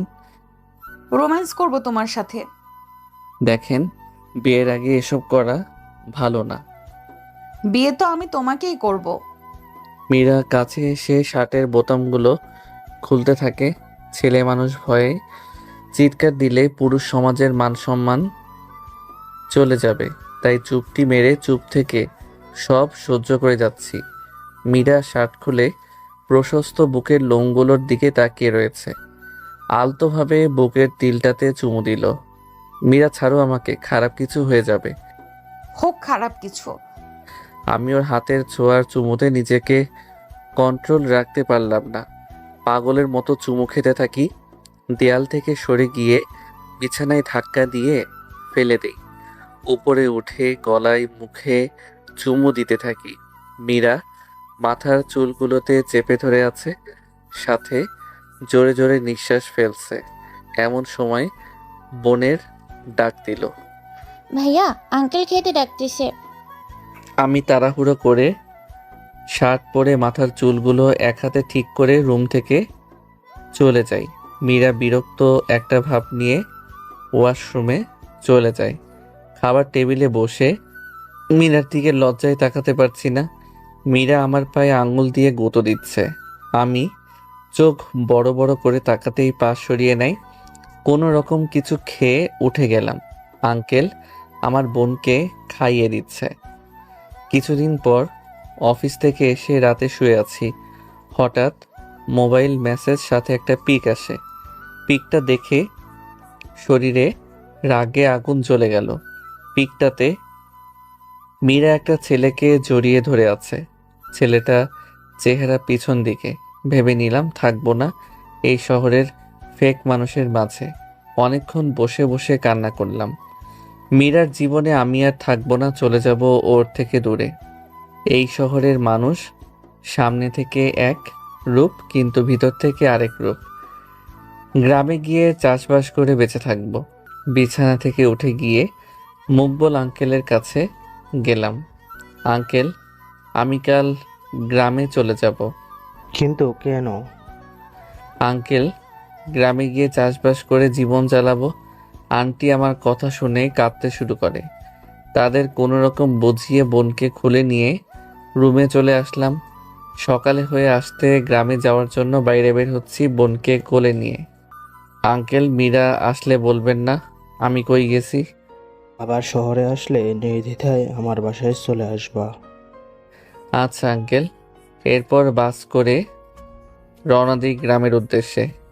এদিকে মীরা অফিসে এসে আমাকে খুঁজতেছে। আজকে ইমন কেন আসলো না? অনেকবার মোবাইল ফোন দিতে চাইলো, কিন্তু ব্লক দেখায়। মীরা চিন্তিত হয়ে যায়। দুপুরের পরে ইমনের বাসায় গিয়ে দেখে রুম তালা। আঙ্কেল, ইমন কই? ইমন শহর ছেড়ে চলে গেছে। আজকে অফিসেও গেল না যে, কই গেছে? মা, আমি জানি না কই গেছে। মীরা কাঁদতে কাঁদতে বাসায় চলে আসে। এসে দরজা দিয়ে শুয়ে কাঁদতেছে। আমার থেকে পালিয়ে ইমন কই গেল? মীরা বাবা মা মীরাকে দরজা খোলার জন্য ডাকতেছে। সেই দুপুর থেকে এখনো দরজা দিয়েছে। কি হয়েছে আমাদের বলবা তো? মামনি দরজা খুলো। মীরা দরজা খুলে মা বাবাকে জড়িয়ে ধরে কাঁদতে থাকে। এভাবে কাঁদতে দেখে আঙ্কেল আন্টি কিছু বুঝে উঠতে পারছিল না। সকালে তো মেয়েটা কত হাসি খুশি ছিল। মেয়েটা ইমনের সাথে ঝগড়া হয়েছে। বাবা, ইমন আমাকে ছেড়ে চলে গেছে। কেন চলে গেছে? আমি জানি না বাবা। ইমন গেলে আর কই যাবে? গ্রামে যাবে। মীরা চোখের পানি মুছে। বাবা, আমি এক্ষুনি গ্রামে যাব। মামনি, এখন অনেক রাত হয়ে গেছে। কাল সকালে তোমার মাকে নিয়ে যাবে। মীরা কিছু না বলে রুমে চলে যায়। এদিকে আমি বাসে বসে বোনকে নিয়ে গ্রামে যাচ্ছি। ভাইয়া, আমরা কই যাচ্ছি? আমরা গ্রামে যাচ্ছি, সেখানে থাকব। বোনকে কোলে নিয়ে আমি গ্রামের বাড়িতে এসে দেখি বাড়ির ছোট ছোট ছোট গাছ আর বন লতা দিয়ে ঢেকে আছে। বোনকে পাশের বাসার কাকি কাছে দিতে গেলাম। সেখানে যেতেই ছোট ছোট বাচ্চা আরও কয়েকজন কিশোরী মেয়ে ছেলে ঘিরে দেখতেছে। আসলে শহর থেকে সাদা চামড়ার মানুষ গেলে গ্রামের মানুষ তাকে কৌতূহল নিয়ে দেখতে আসে। আরে ইমন, ভালো আছো নি? কাকি আমাকে দেখে। আল্লাহর রহমতে ভালো আছি। বোন কোল থেকে নেমে গ্রামের বাচ্চাদের সাথে খেলতে থাকে। কাকি আমার বোনকে দেখে রাখেন। কাকি তার ছোট মেয়েকে ডাক দিলেন। কাকুলি, কাকুলি, ওই যে ছোট্ট মেয়েটা, তুমি ওর সাথে খেলো আর দেখে রাখো। আমি বাড়িতে এসে রিফাতকে ফোন দিয়ে দোষ গ্রামে বাড়ি এসে গেছি, তুই একটু আয় না। খারা 2 মিনিটের ভেতর আসতেছি। কিছুক্ষণ পর রিফাত এসেই, কিরে এমন, শহরের চাকরি ছেড়ে গ্রামে কেন? সে অনেক কাহিনী পরে বলবনি। তুই এখন বাড়িটা পরিষ্কার করতে সাহায্য কর। 2 বন্ধু মিলে বাড়ি পরিষ্কার করতে থাকলাম। বাড়ির মাচাটা ভেঙে পড়ে আছে। ঘরে ঢুকে দেখি ঘর থেকে উৎকট গন্ধ আসছে। এদিকে মীরা আর আন্টি সকাল সকাল প্রাইভেট কার করে গ্রামের বাসার দিকে আসছে। তার মনে শুধু একটাই প্রশ্ন, ইমন কেন তাকে ছেড়ে চলে এসেছে? একবারও বলে আসলো না কেন? আমি আর বন্ধু বাড়িটা অনেক কষ্ট করে পরিষ্কার করলাম, আর মাচাটা নতুন করে বাঁশ আর কাঠ দিয়ে শক্ত করে বাঁধলাম। কাকি থেকে কিছু কাঁথা আর 2টার বালিশ এনে বিছানাটা গোছালাম। বন্ধুকে টাকা দিতে চাইলাম। 2টা লাথি, একটা থাপ্পড়, ঘুষি ফ্রিতে পেলাম। টিউবওয়েল চেপে বোন আমি গোসল দিলাম। এরপর কাকিগো বাড়ি থেকে খাবার এনে 2 ভাই বোন খেলাম। মাটির চুলাতে রান্না করতে হবে, আগের কিছুটা অভিজ্ঞতা ছিল। রান্না করার জন্য বাজার করে পাশের বাসা কাকি থেকে লাকড়ি আনলাম। আমি আবার ফকিন্নি না, কয়েকবার গেছি, অনেক কিছু পাইছি, তাই বলে আবার যাব না তা মানা যায় নাকি? আমার অ্যাকাউন্টে যথেষ্ট টাকা আছে, আপনাদের বলবো না, হিংসা করবেন তাই। মাটির চুলায় রান্না করতেছিলাম, ঘেমে শরীর একাকার। আর বোন আমার গ্রামের বাচ্চাদের সাথে ভালোই আছে। হঠাৎ কারো কোমল হাতের ছোঁয়া কেঁপে উঠলাম। শরীরের পারফিউমের গন্ধটা বুঝিয়ে দিল মীরা। আপনি আমাকে স্পর্শ কেন করলেন? পেছনে ঘুরতেই মীরা আমাকে দেখে হাসতে শুরু করলো। আমি কি হয়েছে, আমাকে কি জোকার মনে হয়? কোনো কথাই কানে নিচ্ছে না। আমি এবার রেগে, হাসতেছো কেন? আর এখানে কেন আসলা? মীরা হাসতে হাসতে ব্যাগ থেকে ছোট আয়না বের করে আমার মুখে ধরলো। দেখালাম কালি মেখে ভূত হয়ে আছি। নিজের চেহারা নিজেই দেখে ফিক করে হেসে দিলাম। আমি রান্না করছি আর বলছি, আপনার প্রতি আমার ঘৃণা আমার কাছে আসবে না। কিন্তু কেন বলবা তো? আমি তোমাকে ছাড়া বাঁচবো না। তুমি কেন এই কথাটা বুঝতে চাও না? আমি বুঝতে চাইও না, কারণ আমি তোমাকে ভালোবাসি না, শুধু ঘৃণা করি। এখন এখান থেকে যাও। আর এটা গ্রাম, লোকে দেখলে খারাপ ভাববে। মীরা কিছু না বলে কাঁদতে কাঁদতে বাড়িতে চলে যায়। অনেক কষ্ট করে রান্নাটা শেষ করলাম। রাতে আমি আমার বোন বসে মোবাইল দেখছি। বাইরে মীরার ডাক শুনে দরজা খুললাম, সাথেও আন্টি আছে। ইমন, আমার মেয়েটা কিছু করে থাকলে তাকে মাফ করে দাও। সেই সকাল থেকে এখনো কিছু খায়নি। তুমি মীরাকে খাবারটা খাইয়ে বাড়িতে দিয়ে আইস। আন্টি একটা টিফিন বক্স হাতে দিয়ে চলে যায়। আমি মনে মনে অনেক রাগ হলাম।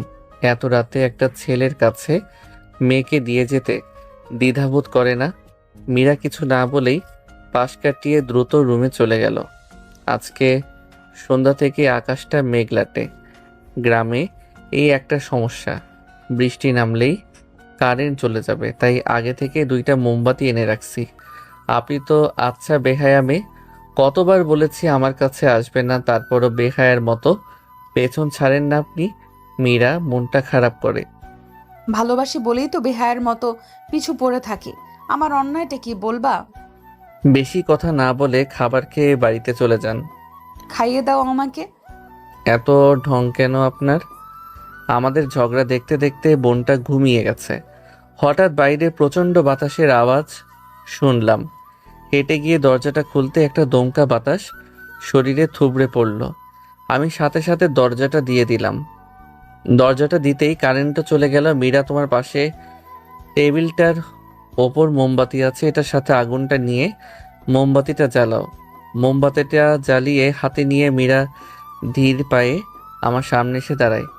মোমবাতি আলোয় মায়াবী স্নিগ্ধ চেহারায় অপলক তাকিয়ে আমি দুজনের মাঝে সামান্য দূরত্ব নিয়ে বুকের মাঝখানে জ্বলন্ত মোমবাতি নিয়ে দাঁড়িয়ে মীরা। মোমবাতি আলোয় একে অপরের দিকে অপলকভাবে তাকিয়ে দুজনে। সময়টা এখানে এসেই বুঝি থেমে আছে। টিনের চালায় ঝুমঝুম বৃষ্টির শব্দ, একটা মিষ্টি হাওয়া এদিক থেকে ওদিক উড়ে উড়ে যাচ্ছে। হঠাৎ মীরা আ করে চিৎকার দিয়ে ওঠে। আমি সাথে সাথে মোমবাতিটা হাতে নিয়ে পাশে রেখে দেই। এদিকে আসো। মোমবাতির আলো দেখলাম গলন্ত মোমের ছ্যাঁকায় হাতে ফোসকা পড়ে গেছে। ওর চোখে পানি দেখি হৃদয়টা কেমন জানি উলটপালট হয়ে যাচ্ছে। আমি, চলো খাবার খাবে। মোমবাতিটা সামনে রেখে হাত দিয়ে খাইয়ে দিচ্ছে। খাওয়া শেষ করে এবার আপনি বাড়ি যাবেন কিভাবে? তোমার সাথে থাকবো। আচ্ছা, বলার সাথে সাথে মীরা নিচে আমার উপরে শুয়ে পড়ল। শুয়ে 4 ঠোঁট এক করে দিল। কিছুক্ষণ পর ছেড়ে দিতেই আমি বললাম, এখন যদি খারাপ কিছু হয়ে যায় তাহলে আমি কিছু জানি না। সব কিছু তোমার, তুমি যা ইচ্ছা করতে পারো। দেখুন, আমার উপর থেকে উঠুন। আচ্ছা যান, বুঝতে পারছি আমাকে কিছু করতে হবে। ভালো হচ্ছে না বলে মীরা আমাকে জড়িয়ে ধরে কিস করতে লাগলো। আমিও রেসপন্স করতে লাগলাম। মীরার ঘাড়ে কিস করতেই মীরা আমার মাথার চুলগুলো শক্ত করে ধরলো। হঠাৎ করেই মীরাকে ছেড়ে দিলাম। তখন মীরা বলল, কি হলো তোমার? আগের অভিমান, ঘৃণা সবকিছু ভুলে গেছি, কিছু মনে নাই। আচ্ছা তুমি ওপরে বোনের সাথে শুয়ে পড়ো, আমি নিচে মাদুর বিছিয়ে ঘুমাবো।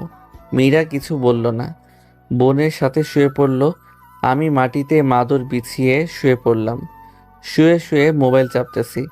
মোমবাতিটা গল্পে গল্পে শেষ অবস্থানে এসে পড়েছে। কিছু সময়ের পর মীরা আমাকে জড়িয়ে ধরে। এসব কি করছেন? বুকে মাথা রেখে। তুমি আমার সাথে কেন রাগ করছো? ফোনের ছবিটা ওকে দেখালাম। মীরা পিকটা দেখে কিছুটা আমার দিকে রাগান্বিত হয়ে তাকালো। তারপর উড়াধুরা বুকে ঘুষি দিতে লাগলো। কি করছো, মেরে ফেলবা নাকি? তুমি এটার জন্য ঢাকা থেকে গ্রামে চলে আসছো? আমি প্রথম যে ভুলটা করেছি তুমিও সেম ভুলটাই করেছো। এটা মাহফুজার ভাই আর আমার মামাতো ভাই। তাই বলে তুমি এভাবে কেন জড়িয়ে ধরবে? আমার জন্মদিনে আমাকে এমনি ভালোবেসে ধরছে আর কি। আমার কাছে কেন আসছো? ওই ছেলেকেই এমনি এমনি জড়িয়ে ধরে থাকো। কালই আমার সাথে শহরে যাবা? না, যাব না। কয়েকদিন গ্রামটা ঘুরে তারপরে যাব। আচ্ছা আমিও তোমার সাথে ঘুরবো। আচ্ছা। আচ্ছা একটু আগে যেটা করলে ওটার বাকিটুকু শেষ করো, আমার খুব ভালো লাগছে। না এসব না, বিয়ের পর বলে শক্ত করে জড়িয়ে ধরে কপালে একটা চুমু দিয়ে ঘুমিয়ে গেলাম। সকালে উঠে দেখি মীরা নাই, সাথে বোনও নাই। আমি সকাল সকাল টিউবওয়েল চেপে ফ্রেশ হয়ে তাদের খুঁজতে গেলাম।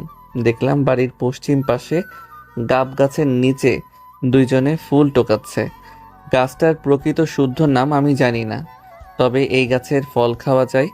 এই গাছের ফুল মুক্তদানার মতো, বিশেষ করে সকালবেলা মুক্তদানার মতো সাদা সাদা ফুলগুলো বিছিয়ে থাকে গাছটার নিচে। গ্রামের মেয়েরা সাধারণত মালা বানিয়ে গলায় পরে, তবে ফুলের গন্ধটা খুবই মিষ্টি। মীরা এখানে কি করছো? মিষ্টি একটা হাসি দিয়ে। ফুলগুলো দিয়ে মালা বানাবো আর হাতে বালা, তাই ফুল টোকাচ্ছি। দেখলাম আরো কয়েকটি মেয়ে দেখা দেখি ফুল টুকিয়ে মীরাকে দিচ্ছে। মীরা সেগুলো ঝুড়িতে রাখছে। খাবার খাইছো? না, সবাই আমাদের বাড়িতে গিয়ে খাবো। বাঁচলাম রান্না করা থেকে। মাটির চুলায় রান্না করা অনেক কষ্ট। এরপর মীরা, আমি, ছোট বোন একসাথে মীরাদের বাড়িতে যাই। গিয়ে সেখানে মাংস দিয়ে পেট ভরে ভাত খেলাম। আমার মেয়ের বয়স তো আর কম হলো না, এবার তো বিয়েটা করো। আন্টি ঢাকায় গিয়ে সব ব্যবস্থা হবে। দেখলাম মীরা অনেক খুশি। বাবা কবে যাবে ঢাকা? আন্টি কয়েকটা দিন গ্রামটা ঘুরে এরপরে চলে যাব। সেদিন বিকালে এমন চলো আমরা নৌকায় ঘুরতে যাই। ছোটবেলা মনে আছে একবার নৌকা থেকে ফেলে দিয়েছিলা তুমি? সেদিন ইকবাল চাচার নৌকা নিয়ে ঘুরতে যাই। বর্ষায় চারদিকে শুধু পানির আনাগোনা। নৌকা তিতাস নদীর ওপর দিয়ে আমি নিজেই বৈঠা বেয়ে যাচ্ছি সৌন্দর্যের দিগন্তের দিকে। সন্ধ্যার দিকে বাড়িতে ফিরে আসি। বাড়িতে এসে বোনকে কাকিগো বাসায় কাকলির কাছে দিয়ে আসি। আমি মাচায় বসে আনমনে ডোবার দিকে তাকিয়ে আছি। এমন সময় মীরা পেছন থেকে জড়িয়ে ধরে। কি করছো এখানে? এই তো তেমন কিছু না। মীরা আমার দিকে তাকিয়ে গালে একটা চুমু দিল। অনেক সুন্দর তো, একটা ধরে এনে দাও না আমাকে।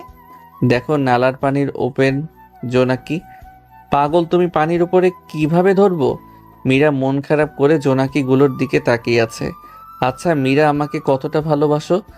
কতটা ভালোবাসি জানি না, তবে তোমায় ছাড়া বাঁচতে পারবো না। আচ্ছা ভালো। মীরা আমার কাঁধে মাথা রেখে সাদা আলোয় বারবার জলে নিভে উড়ন্ত জোনাকির দিকে আনমনে তাকিয়ে আছে। আমি দেখতেছি কোনো জোনাকি কাছে ধীরে আছে কিনা। দেখলাম একটা বাড়ির পাশে উঠতেছে। আমি, মীরা দেখো একটা জোনাকি, জায়গা দাও। জোনাকিটা তোমার জন্য ধরে আনি। যাওয়ার সময় মীরা বলল, ধরতে না পারলে আমি যা বলবো সেটা করতে হবে। আমি জোনাকিটা ধরতে যেতেই এটা উপরে উঠে গেল। ধুর, খাবার না দিতেই উপরে কেন গেল? এরপর মীরার কাছে চলে আসলাম। এবার লিপ কিস করো আমাকে। বিয়ের পর হবে। না, আমার এখন চাই। তুমি কথা দিয়েছো, যেটা বলবো সেটা শুনবা। এখন এসব না করলে হয় না। মীরা গাল ফলিয়ে ডোবার দিকে তাকিয়ে আছে। আচ্ছা ঠিক আছে বলতে হাসি দিয়ে আমার দিকে ঘুরল। ঠোঁট দুটো ও ঠোঁটের সাথে পেছন থেকে চুলগুলোতে ধরে এক করে দিলাম। 5 মিনিটের মতো থেকে ছেড়ে দিলাম। আমি নিঃশ্বাস নিতে থাকি। তার 2 দিন পর একদিন রাস্তা দিয়ে হেঁটে আসছিলাম। হঠাৎ একটা কিশোর ছেলে, আপনি মারা যাবেন, নামাজ আদায় করেন, এতটুকু কথা বলে সামনের দিকে চলে যায়। আমি অবাক হয়ে এক জায়গায় দাঁড়িয়ে রইলাম। এটা কেমন স্টাইলে নামাজ পড়ার কথা? গ্রামের মানুষগুলো পাগল নাকি? তবে কথাটা মনে আঘাত করছে যথেষ্ট। চিন্তা করলাম ফজর থেকে 5 ওয়াক্ত নামাজ পড়ব। ভোর সকালে নামাজ আদায় করে বাড়িতে আসলাম। আসতেই মীরা বলল, আজকে ঢাকা চলে যাব, আব্বু নাকি অসুস্থ। আচ্ছা তুমি যাও, আমি পরে চলে আসব। আমি কিছু জানি না, তুমি আমার সাথে এখন যাবা। আচ্ছা, মা বাবার কবরটা জিয়ারত করে আসি। তুমি আমার ছোট বোনকে রেডি করো। আমি কবর জিয়ারত করে এসে রেডি হয়ে গাড়িতে গিয়ে বসলাম। ড্রাইভারের সাথে আন্টি, আমি মীরা একসাথে, আমার পাশে আমার ছোট বোন। গাড়ি ঢাকার গন্তব্যের দিকে যাচ্ছে। দেখলাম বোনটা ঘুমিয়ে গেছে। গাড়ি নড়াচড়াতে ব্যথা পেতে পারে, তাই ঘুমন্ত অবস্থায় বুকের সাথে কোলে নিয়ে সিটের সাথে হেলে বসলাম। মীরা কিছু সময় বাদে বাদে একটা একটা করে গালে চুমু দেয়। তার কিছু সময় পর মীরাও কাঁধে মাথা রেখে ঘুমিয়ে পড়ে। এই মুহূর্তে নিজেকে অনেক সুখী মানুষ মনে হচ্ছে। অজান্তেই মুচকি হেসে দিলাম। অবশেষে ঢাকায় চলে আসলাম। মীরাদের বাড়িতে ঢুকে আঙ্কেলকে সালাম দিলাম। তারপর সবাই একসাথে খাওয়া শেষ করে সোফায় বসে কথা বলতেছি। এরপর বোনকে নিয়ে মকবুল আঙ্কেল বাসায় চলে আসি। মকবুল আঙ্কেল আমায় কৌতূহল চোখে তাকিয়ে অনেক কিছু জানার ইচ্ছা ছুড়ে দিল। আমি আঙ্কেলকে সব বললাম। কিছুদিন পর আমি আর মীরা বিবাহ সম্পর্কে আবদ্ধ হই। আজকে আমার বাসর রাত। বোনকে নিয়ে ছাদে দাঁড়িয়ে আছি। কত চিন্তা মনে দোলা দিচ্ছে। পেছন থেকে, ইমন, এবার তো যাও, অনেক রাত হয়ে গেছে। মেয়েটা সে কখন থেকে একা বসে আছে। তোমার বোনও তোমার কোলে ঘুমিয়ে আছে, ওকে আমার কোলে দাও। আঙ্কেল বোনকে নিয়ে চলে গেল। আমি দরজা খুলে রুমে গিয়ে দেখলাম মীরা বসে মোবাইল চাপতেছে। তোমার এতক্ষণ লাগে আসতে? সে কখন থেকে বসে থাকতে থাকতে বোরিং লাগছে। আমি কাছে গিয়ে, এই ভারী কাপড় খুলে অজু করে আসো, 2 রাকাত নামাজ পড়ব। আমি পাঞ্জাবিটা খুলে একটা পাতলা গেঞ্জি গায়ে দিলাম। আমি অজু করে এসে দেখি মীরা শাড়ি খুলতেছে। আমি ওর সুন্দর পেটের দিকে তাকিয়ে রইলাম। আপনি এভাবে তাকিয়ে কেন আছেন? আমি হকচকিয়ে অন্য দিকে চোখ ফিরালাম। আমরা এখন স্বামী স্ত্রী, আমার সব কিছু তোমার দেখার অধিকার আছে। মীরা কাছে এসে একটা চুমু দিবে। আমি থামিয়ে, আগে নামাজ তারপর। মীরা একটা মুচকি হাসি দিয়ে ওয়াশরুমে চলে গেল। তারপর দুজনে একসাথে নামাজ আদায় করলাম। বালিশ দিয়ে বিছানায় হেলে বসলাম। মীরাও আমার দিকে তাকিয়ে আমার পাশে বসে আছে। দুইজন এটা ওটা নিয়ে অনেকক্ষণ কথা বললাম। মীরা বলল, আজকে আমাদের বাসর রাত, আমাকে আদর করো। বলেই আমার কোলের উপর উঠে বসলো। আমি মীরার 2 চোখের নাকের মাঝখানে তিলটার দিকে তাকালাম। এই তিলটাই ওর সৌন্দর্য 1000 গুণ বাড়িয়ে দিয়েছে। আমি ওর গোলাপি ঠোঁট দুটোতে চুমু দেওয়ার জন্য এগিয়ে যাচ্ছি। মীরার ভারী নিঃশ্বাস আমার চোখে মুখে লাগছে।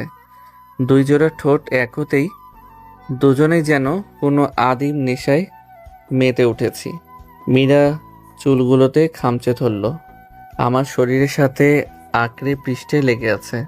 আমি ওর পেটে হাত বুলাতে থাকলাম। চুমুতে ভরিয়ে দিচ্ছে ওর মাতাল করা নেশাক্ত সৌন্দর্যের প্রতিটি অঙ্গ। দুজনেই কোনো অমৃত সুখের নেশায় পাড়ি দিচ্ছে সময়ের অসংখ্য সেকেন্ড। সকালে ঘুম ভাঙতেই মীরা পাশে নেই। আমি বিছানা থেকে কাপড় ঠিক করে ওয়াশরুমের দিকে যাচ্ছি। ওয়াশরুমে ঢুকতেই ধাক্কা খেলাম মীরার সাথে। দেখলাম গোসল করে বের হচ্ছে। একটু সাইড দিতেই চলে গেল। আমি গোসল করে বের হলাম মাথা মুছতে মুছতে। আমাকে দাও, আমি মুছে দিচ্ছি। হাত উঁচু করে মুছতে কষ্ট হচ্ছে, তাই একটা চেয়ারের উপর দাঁড়িয়ে মাথা মুছে দিচ্ছে। ওর নাভিটা আমার চোখ বরাবর দেখা যাচ্ছে। সরু পেটটার মাঝখানে ছোট একটা ছিদ্র মতো দেখতে বস্তুটা এত আকর্ষণীয় কেন? অসাধারণ, আল্লাহর অসাধারণ নিপুণতা। নাভিতে ঠোঁটের আলতো স্পর্শে মীরা কেঁপে উঠল এবং পড়ে যেতেছিল। আমি ধরে ফেলি। লজ্জায় মাথা নিচু করে রেখেছে। এই প্রথমবার তাকে লজ্জা পেতে দেখলাম। লজ্জায় ধারণ করা চেহারাটা অদ্ভুত ভালো লাগা কাজ করছিল। আমি বেশি খুশি হলে প্যান্টের উপর লুঙ্গি পরে গান লাগিয়ে উড়াধুরা নাচতে থাকি। এভাবে বেশি খুশি উপভোগ করার মজাই আলাদা। আমাদের বিয়ের 3 মাস পর শুনলাম আমার বউ প্রেগনেন্ট। তার মানে আমি বাবা হব। আমি তো খুশিতে বউকে কোলে নিয়ে রুমে গিয়ে নাচতে থাকি।